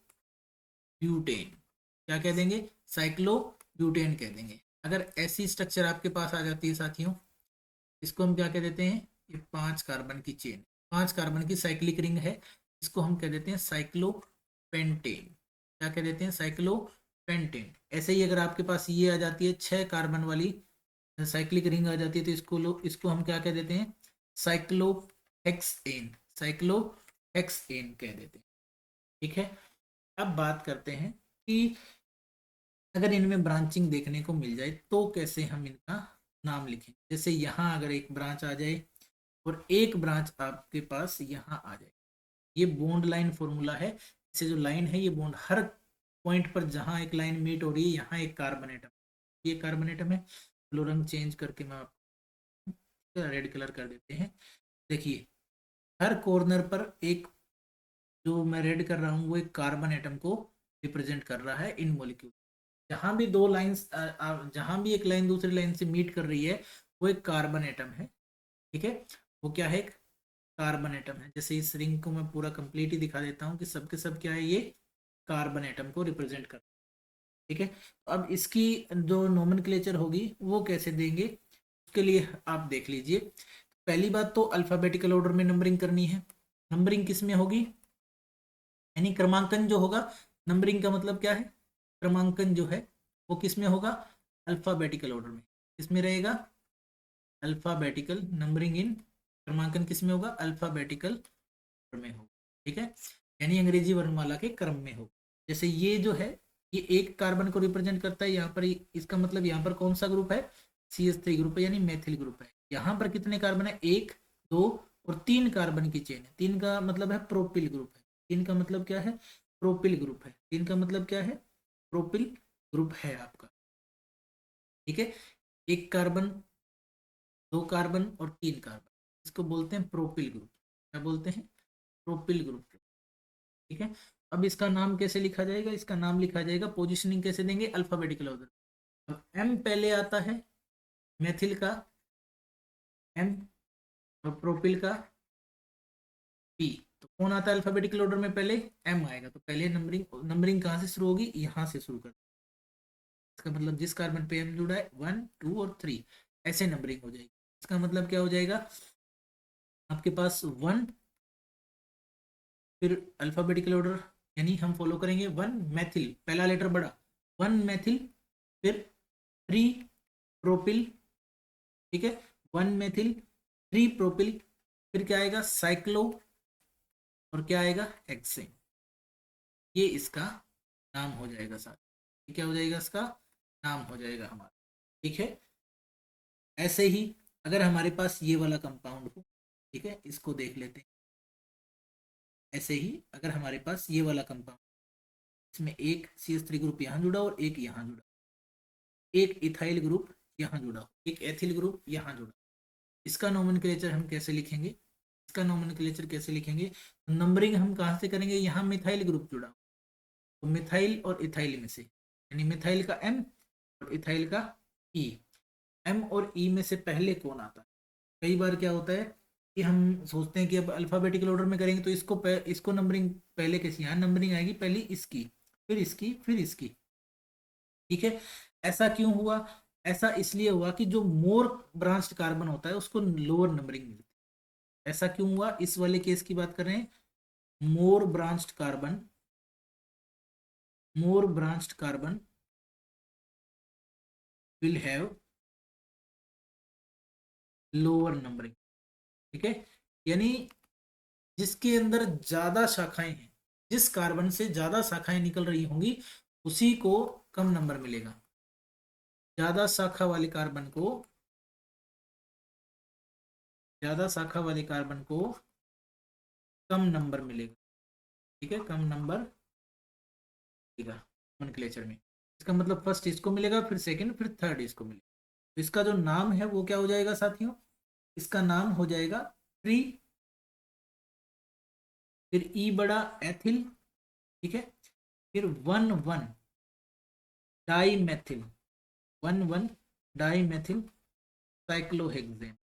ठीक है, ये इसका क्या हो जाएगा साथियों, नाम हो जाएगा। ये क्या हो जाएगा, इसका नाम हो जाएगा भाई। ठीक है, ये क्या हो जाएगा, इसका नाम हो जाएगा। मैं ब्रैकेट में वैसे ही लिख रहा हूँ, इसमें ब्रैकेट लगाने की जरूरत नहीं है, मैं ब्रैकेट वैसे ही लिख रहा हूँ। चलो मैं इसको रब ही कर देता हूँ, ब्रैकेट को रब कर देता हूँ। ठीक है? तो फिर आप लोग कहोगे कंफ्यूजन हो जाएगा, तो हम कंफ्यूजन को रखेंगे। अब बढ़ते हैं आगे साथ। ठीक है, आगे बढ़ते हैं कि नोमेनक्लेचर करेंगे ऑर्गेनिक कंपाउंड्स जिनके अंदर क्या होते हैं, फंक्शनल ग्रुप होते हैं। ये भी इंपॉर्टेंट। ठीक है, क्या है, nomenclature of, nomenclature of organic compounds having functional group, जब उनके पास क्या हो, अलग अलग फंक्शनल ग्रुप्स, उनके पास क्या हो, अलग अलग फंक्शनल ग्रुप्स प्रेजेंट, उनका नोमेनक्लेचर हमें देखना है। यानी ऐसे कंपाउंड्स का नोमेनक्लेचर देखना है, यानी क्रियात्मक समूह से युक्त कार्बनिक यौगिकों की नाम पद्धति, ऐसे कार्बनिक यौगिक जिनके अंदर क्या हो, क्रियात्मक समूह प्रेजेंट उपस्थित हो। ठीक है, तो जो भी फंक्शनल ग्रुप होगा उसको हमें क्या देना, पहली बात इसके अंदर एक रूल लागू है कि फंक्शनल ग्रुप, इसके बारे में बात करें, फंक्शनल ग्रुप के बारे में, यानी कि क्रियात्मक समूह के, क्रियात्मक, ठीक है। तो हम क्या कहते हैं, जो फंक्शनल ग्रुप है तो लोवेस्ट पॉसिबल नंबर मिलना चाहिए कार्बन चाहिए। The functional group should get lowest possible number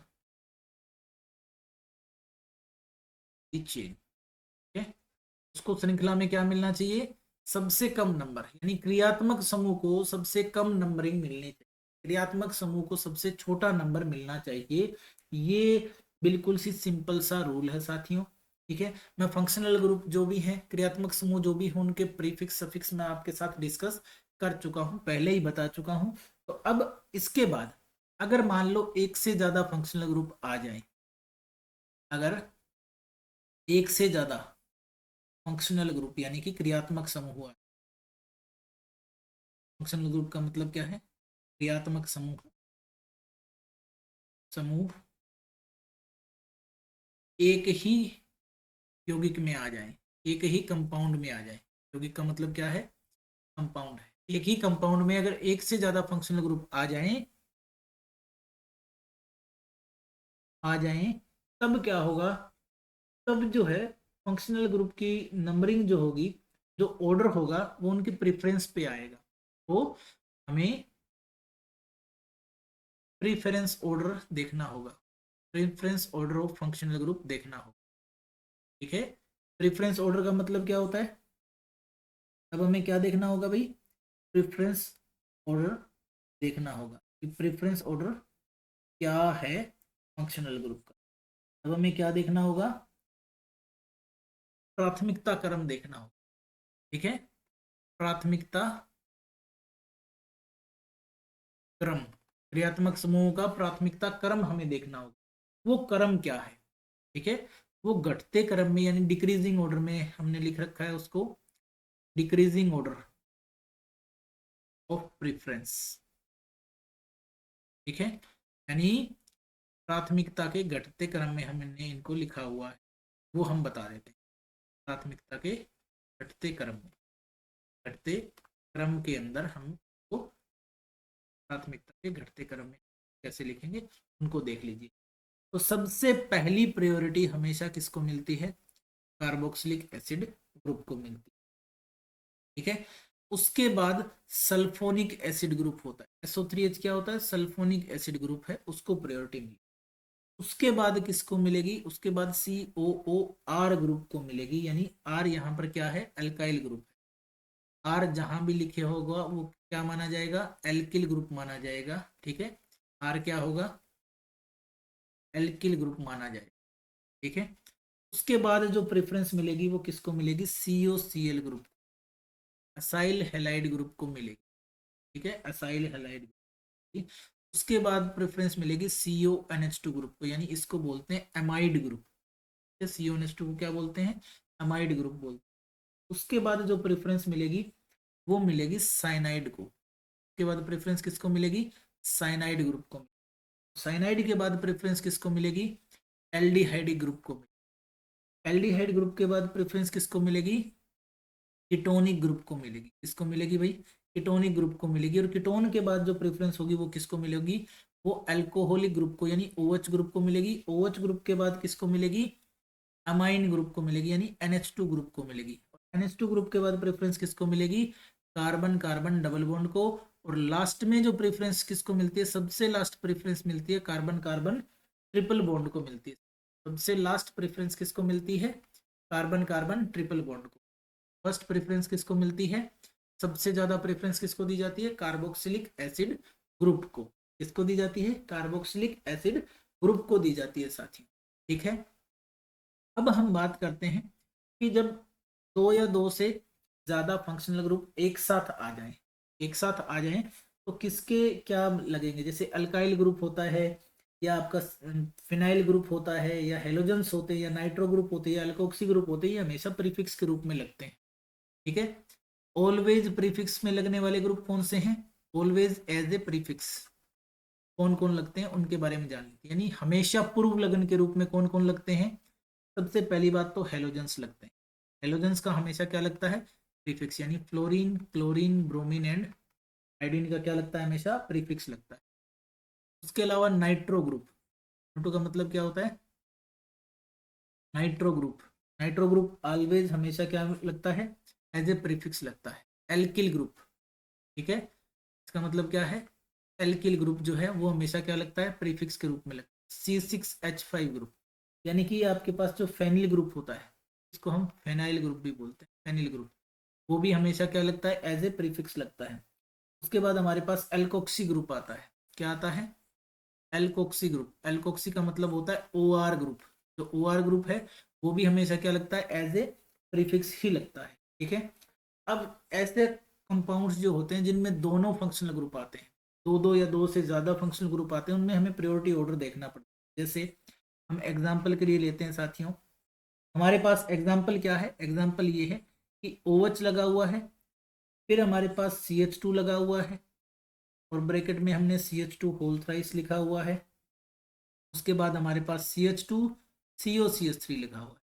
ठीक है, ये हमारे पास संकुचित फॉर्मूला है, संकुचित यानी कंडेंस्ड फॉर्मूला। इसको अगर सही से लिखा जाए तो हम ऐसे लिख सकते हैं, इधर लिखा हुआ है OH, इधर है CH2, फिर CH2, फिर CH2, फिर CH2, उसके बाद एक और CH2 है, फिर आपके पास CH2 के साथ क्या लगा हुआ है, साथ में CO ग्रुप लगा हुआ है। CH2 के साथ क्या लगा हुआ है, CO ग्रुप लगा हुआ है, CO।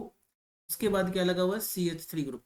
यानी अब देखिए इसके अंदर दो फंक्शनल ग्रुप हमारे एक साथ लगे, कौन कौन से हैं। पहला तो फंक्शनल ग्रुप आप देखिए OH ग्रुप लगा, दूसरा फंक्शनल ग्रुप हमारे पास क्या है, कीटोन लगा हुआ। एक तो अल्कोहलिक ग्रुप है, इसको हम कहते हैं अल्कोहलिक ग्रुप, और दूसरा है कीटोनिक ग्रुप। ठीक है, तो जब दोनों लगे हुए हैं तो नंबरिंग किस साइड से दी जाएगी, कौन डिसाइड करेगा, नंबरिंग दी जाएगी प्रायोरिटी ऑर्डर के हिसाब से, प्रेफरेंस जो हमने देखी थी उसके हिसाब से। अब कार्बोनाइल कीटोन, कीटोन और अल्कोहल में से प्रेफरेंस किसको मिलती है, कीटोन को प्रेफरेंस मिलती है, प्राथमिकता। यानी कि प्राथमिकता किसे मिलेगी, पहल किसकी होगी नेमिंग में, वो कीटोनिक की होगी, नंबरिंग कीटोन के हिसाब से देनी होगी हमें। कैसे देनी होगी, नंबरिंग कीटोन के हिसाब से देनी होगी। इसका मतलब नंबरिंग देंगे इधर से 1, फिर 2, फिर 3, 4, 5, 6 एंड 7। तो नंबरिंग किसके हिसाब से मिलेगी, प्रेफरेंस के हिसाब से मिलेगी। ठीक है, प्रायोरिटी ऑर्डर के हिसाब से मिलेगी। तो CO ग्रुप जो है कीटोनिक ग्रुप है, उसकी प्रायोरिटी ज्यादा होती है अल्कोहलिक ग्रुप के मुकाबले, यानी OH ग्रुप के मुकाबले। इसका जब भी नाम लिखा जाएगा जब दो ग्रुप साथ आते हैं, जब दो ग्रुप एक साथ आ जाते हैं तो OH ग्रुप के लिए क्या लिखा जाता है, OH ग्रुप के लिए क्या लिखा जाएगा, तब हाइड्रोक्सी लिखा जाएगा। क्या लिखा जाएगा, हाइड्रोक्सी लिखा जाएगा OH ग्रुप के लिए, जब इसको प्रायोरिटी नहीं मिलती।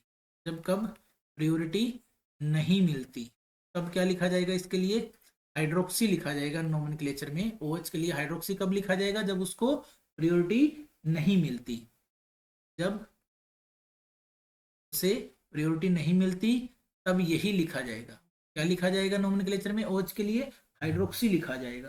तो ठीक है, अब अगर हम नाम लिखें तो वही बात है, OH के लिए हाइड्रोक्सी है और कीटोन है। ठीक है, तो इनमें से अल्फाबेटिकल ऑर्डर में पहले कौन आता है, अब देखते हैं किसको, अल्फाबेटिकल ऑर्डर में कौन पहले आए।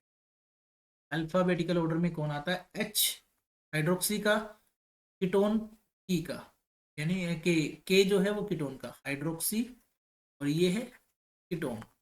के और H में से कौन आएगा अल्फाबेटिकल ऑर्डर में, H पहले आता है, ठीक है, और कीटोन बाद में आता है, यानी के बाद में आता है। तो H पहले आएगा तो अल्कोहलिक ग्रुप जो है उसकी नंबरिंग पहले दी जाएगी, मतलब उसको नाम पहले लिखा जाएगा 7।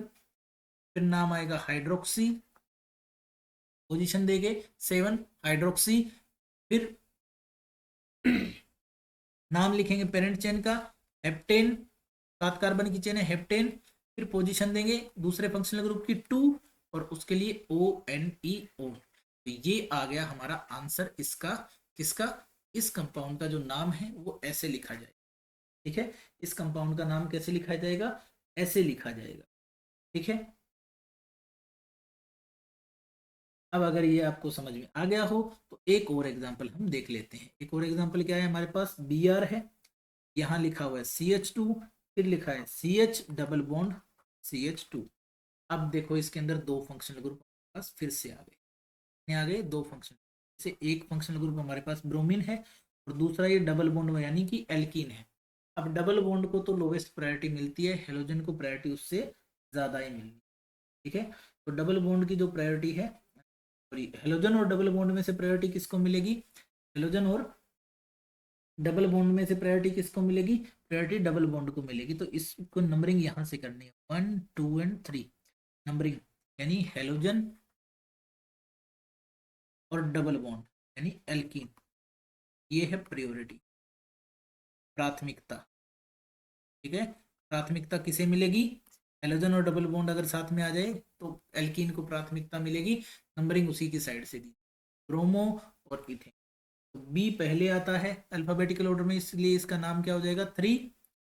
फिर ब्रोमो, 3 ब्रोमो, फिर कितना प्रोप, 3 कार्बन की चेन है प्रोप, फिर 1 इन, 3 ब्रोमो प्रोप 1 इन, ये इसका क्या हो जाएगा, नाम हो जाएगा साथियों, ठीक है। ये हमारा क्या है, इसका आंसर हो जाएगा कि नाम क्या हो जाएगा 3 ब्रोमो प्रोप 1 इन हो जाएगा साथ, ठीक है। 3 ब्रोमो प्रोप 1 इन हो जाएगा। ऐसे ही कुछ एग्जाम्पल और देख लेते हैं, एक दो एग्जाम्पल हैं उनको और देख लेते हैं, जैसे ठीक है। तो कोई एक एग्जाम्पल ले लेते हैं हम, जैसे ये वाला एग्जाम्पल है, इसको देख लेते हैं कि क्या है, जिसमें कीटोनिक और कार्बोक्सिलिक एसिड ग्रुप दोनों है, CH3CO CH2 CH2 CH2 COOH। तो आपको पता है प्रायोरिटी ऑर्डर के हिसाब से कार्बोक्सिलिक एसिड को हमेशा फर्स्ट प्रायोरिटी मिलेगी, तो इसके कार्बन को 1 लिखा जाएगा, फिर 2, फिर 3, फिर 4, 5 एंड 6। जब इसका नाम हम लिखेंगे, जब इसका हम नाम लिखेंगे तो वो कैसे लिखा जाएगा उसको देख लेते हैं। इसका नाम जब हम लिखेंगे तो वो कैसे लिखा जाएगा, सॉरी, नाम कैसे लिखा जाएगा। अब इसके लिए जब भी कार्बोक्सिलिक एसिड और कीटोन दोनों है, यानी जब कीटोन को प्राथमिकता नहीं मिल रही होती, कीटोन क्या है, वो सेकेंडरी है, ठीक है, वो सेकेंडरी ग्रुप है, तब उसके लिए जो नाम लिखा जाता है वो ओक्सो लिखा जाता है। तो कौन सा नाम लिखा जाता है, OXO is used in nomenclature. तब क्या यूज किया जाता है नोमेनक्लेचर में, ओक्सो यूज किया जाता है। कीटोन के लिए क्या यूज किया जाता है, ओक्सो यूज किया जाता है, क्योंकि प्रायोरिटी कार्बोक्सिलिक एसिड को ज्यादा मिलेगी, क्योंकि प्रायोरिटी जो है वो कौन से फंक्शनल ग्रुप को ज्यादा मिलेगी, कार्बोक्सिलिक एसिड को, किसके मुकाबले, कीटोन के मुकाबले।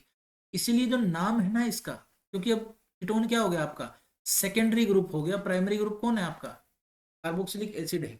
इसलिए इसके नाम में क्या लिखा जाएगा, इसकी जगह ओक्सो लिखा जाएगा, ओन नहीं लिखा जाएगा, ये ओक्सो लिखा जाएगा।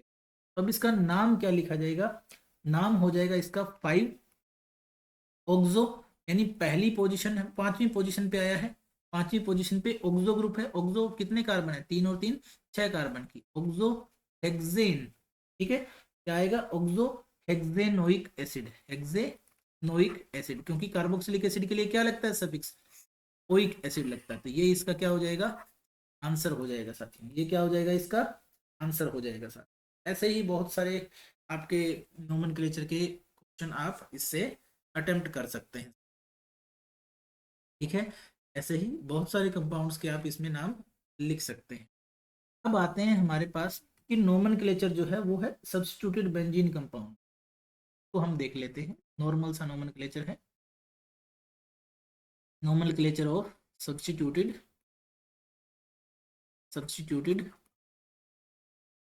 बेंजीन कंपाउंड, यानी बेंजीन के जो यौगिक हैं, ठीक है, सब्स्टिट्यूटेड जो यौगिक हैं बेंजीन के, उनके नोमेनक्लेचर की बात कर रहे हैं। बेंजीन व्युत्पन्नों का नाम पद्धति। सब्स्टिट्यूटेड का मतलब क्या है? प्रतिस्थापित भी कह सकते हैं, ठीक है। सब्स्टिट्यूटेड बेंजीन कंपाउंड का मतलब प्रतिस्थापित बेंजीन यौगिक जो होते हैं उनकी बात कर रहे हैं। प्रतिस्थापित बेंजीन यौगिक, प्रतिस्थापित बेंजीन यौगिक, इनके नामकरण की बात कर रहे हैं। जैसे बहुत सारे कंपाउंड हैं, उनको हमें देखना होता है, आपको कुछ समझने होते हैं। जैसे CH3, अगर बेंजीन के ऊपर CH3 ग्रुप लगा हो, ठीक है, तो कॉमन नेम बहुत फेमस है, उसको कहते हैं टोलुइन। टोलुइन क्या है? इसका कॉमन नेम है। ये क्या है? इसका सामान्य नाम है। सामान्य नाम, कॉमन नेम क्या है? टोलुइन है। और वैसे IUPAC नेम इसका क्या है? मेथिल बेंजीन है। क्या नाम है इसका? मेथिल बेंजीन है। ऐसे ही आपके पास OMe, जैसे मिथाइल ग्रुप जो होता है ना, उसको Me से भी रिप्रेजेंट करते हैं। मेथिल ग्रुप को किससे रिप्रेजेंट करते हैं? Me से रिप्रेजेंट करते हैं। एथिल ग्रुप होता है, एथिल ग्रुप को किससे रिप्रेजेंट करते हैं? ET से भी रिप्रेजेंट करते हैं, ठीक है। टर्सरी ग्रुप को TERT से रिप्रेजेंट करते हैं। ऐसे ही OMe लिखा है, इसका मतलब क्या है? OMe का मतलब होता है OCH3 ग्रुप से। OMe का मतलब क्या होता है? OCH3 ग्रुप होता है। तो जब भी आपको बेंजीन रिंग के ऊपर OMe लिखा दे, इसका कॉमन नेम होता है साथियों एनिसोल। क्या होता है?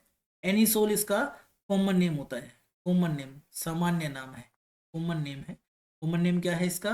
एनिसोल है। और वैसे इसका नाम क्या है? मिथॉक्सी बेंजीन है। IUPAC नेम क्या है? मेथॉक्सी बेंजीन है। क्या है? मेथॉक्सी बेंजीन है साथियों। इसके अलावा अगर हमारे पास NH2 ग्रुप लगा हो इसके ऊपर, बेंजीन के ऊपर, तो उसका नाम क्या होता है साथियों? उसका जो कॉमन नेम है वो होता है एनिलीन। कॉमन नेम क्या है? एनिलीन, यानी सामान्य नाम इसका क्या है? एनिलीन है। और इसका जो IUPAC नेम है वो क्या है? Amino benzene. एमिनो बेंजीन इसका IUPAC नेम है साथियों। तो ये कुछ कंपाउंड्स के नेम हैं जो हमें याद रखने हैं। इसके अलावा जैसे नाइट्रोबेंजीन हो गया, Na2 और बेंजीन रिंग के ऊपर है, तो इसको हम कहते हैं नाइट्रोबेंजीन। क्या कहते हैं? नाइट्रोबेंजीन कहते हैं। ऐसे ही ब्रोमोबेंजीन हो जाएगा, क्लोरोबेंजीन हो जाएगा, फ्लोरोबेंजीन, आयोडोबेंजीन हो जाएगा, ठीक है। इसको हम क्या कहेंगे? ब्रोमोबेंजीन कहेंगे साथियों, ठीक है। अब जैसे सब्स्टिट्यूटेड बेंजीन जो होते हैं, उनके अंदर एक ही नहीं दो दो सब्स्टिट्यूएंट भी हो सकते हैं, जैसे दो पोजीशन पर हो सकते हैं, ठीक है। अगर मान लो यहाँ कोई ग्रुप जुड़ा है, उसके दोनों एडजेसेंट पोजीशन को हम ऑर्थो पोजीशन कहते हैं। क्या कहते हैं? इनको हम कहते हैं ऑर्थो पोजीशन। उसके बाद वाली दोनों पोजीशन मेटा कहलाती हैं, ठीक है। उसके बाद वाली दोनों पोजीशन मेटा, और बिल्कुल 180 डिग्री पे जो होती है उसको हम पैरा कहते हैं। उसको हम क्या कहते हैं? Para position.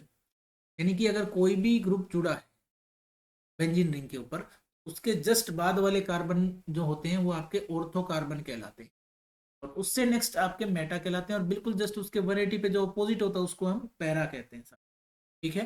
पैरा उसको हम कहते हैं। अगर हम नोमेनक्लेचर की बात करें सब्स्टिट्यूटेड बेंजीन के अंदर, तो मान लेते हैं कि हमारे पास यहाँ भी एक Br ग्रुप जुड़ा है, यहाँ भी एक Br फंक्शनल ग्रुप जुड़ा है, यानी ब्रोमीन जुड़ा हुआ है दो। तो इसका नाम कैसे लिखा जाएगा? 1,2 डाइब्रोमोबेंजीन। 1,2 डाइब्रोमोबेंजीन इसका नाम लिखा जाएगा। यानी पोजीशन इधर से शुरू कर लो चाहे इधर से शुरू कर लो, दोनों को सबसे कम पोजीशन मिलनी चाहिए। ऐसे ही अगर हमारे पास क्या लिखा हुआ है, अगर ऐसे हमारे पास एक कंपाउंड है, ठीक है, जिसके अंदर क्या है? एक ब्रोमीन यहाँ जुड़ा हुआ है, एक ब्रोमीन यहाँ जुड़ा हुआ है, यानी दोनों एक दूसरे के क्या है? मेटा पे है। ये दोनों एक दूसरे के क्या है? ऑर्थो पे है। दोनों एक दूसरे के क्या है? ऑर्थो है। यहाँ दोनों एक दूसरे के क्या है? मेटा पे है। यानी इसके विद रिस्पेक्ट में ये मेटा, इसके विद रिस्पेक्ट में ये वाला मेटा। तो यहाँ क्या नंबरिंग होगी? 1 2 3। या इधर से भी करोगे तो 1 2 3 आएगा, यानी 1 3 डाइब्रोमोबेंजीन। डाइब्रोमो बेंजीन हमारा नाम हो जाएगा इसका। अगर यही वाले दोनों ब्रोमीन ग्रुप एक दूसरे के पैरा पोजीशन पे आ जाए, बिल्कुल अपोजिट पोजीशन पे 180 डिग्री के एंगल पे आ जाए, तो यहाँ आ जाएगा 1 2 3 4। नोमेनक्लेचर क्या हो जाएगा? 1 4 डाइब्रोमोबेंजीन। 1,4 डाई ब्रोमो बेंजीन यहाँ पर नाम लिखा जाएगा साथ। ठीक है। ऐसे ही कुछ कंपाउंड होते हैं जिनका हमें नेम लिखना होता है। जैसे अगर मान लो ये वाला कंपाउंड अगर हमारे पास है, तब देखते हैं सब्स्टिट्यूटेड कंपाउंड के लिए हमें बेस कंपाउंड जो होता है उसको चूज करना पड़ता है, और बेस कंपाउंड को ही हम नंबर 1 डालते हैं। बेस कंपाउंड को क्या कहते हैं, नंबर 1 डालते हैं।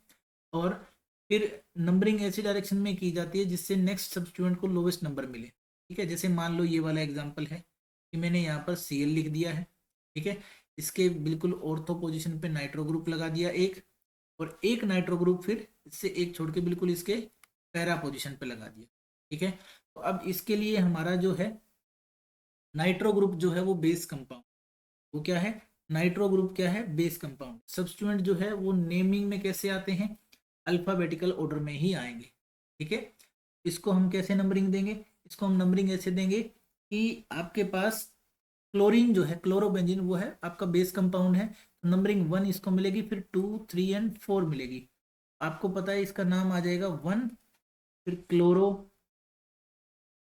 ठीक है, क्लोरो 1 क्लोरो, थोड़ा रब कर लेते हैं।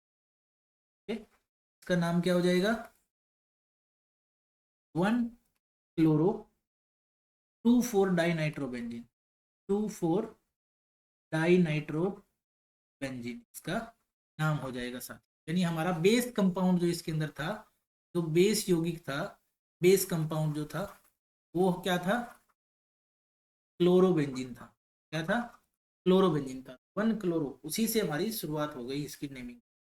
ठीक है, ऐसे ही मान लो हमारे पास क्या है, NO2 ग्रुप यहाँ पर लगा है, और फिर बेंजीन रिंग के ऊपर यहाँ Cl है और यहाँ पर CH3 है। तो अब हमारे पास क्या है, जो बेस कंपाउंड क्या है, वो क्या है, नाइट्रोबेंजीन है। नाइट्रोबेंजीन हमारा बेस कंपाउंड, लेकिन नोमेनक्लेचर नंबरिंग कहाँ से शुरू होगी, नंबरिंग यहाँ से जहाँ से लोवेस्ट पॉसिबल नंबरिंग, यानी 1, 2, 3 और 4। ठीक है, नंबरिंग ऐसे शुरू करेंगे, मिथाइल से 1, फिर 2, फिर 3 और 4। नाम क्या लिखेंगे, 2 क्लोरो, क्योंकि C पहले आता है M से, 2 क्लोरो 1 मिथाइल 1 मेथिल। ठीक है, ये सब छोटे लीटर में हो, स्मॉल लीटर में हो। 1 मेथिल 4 नाइट्रोबेंजीन, 4 नाइट्रोबेंजीन, यानी हमारा यहाँ पर बेंजीन क्या होगा, नाइट्रोबेंजीन क्या होगा, बेस कंपाउंड होगा सर। नाइट्रोबेंजीन क्या होगा, बेस कंपाउंड हमारा यहाँ पर होने वाला है सर। ठीक है, तो इसी के साथ साथियों आज की नोमेनक्लेचर की क्लास हम ओवर करते हैं। उम्मीद है कि आपको ये नोमेनक्लेचर वाला टॉपिक आपका क्लियर हो गया होगा।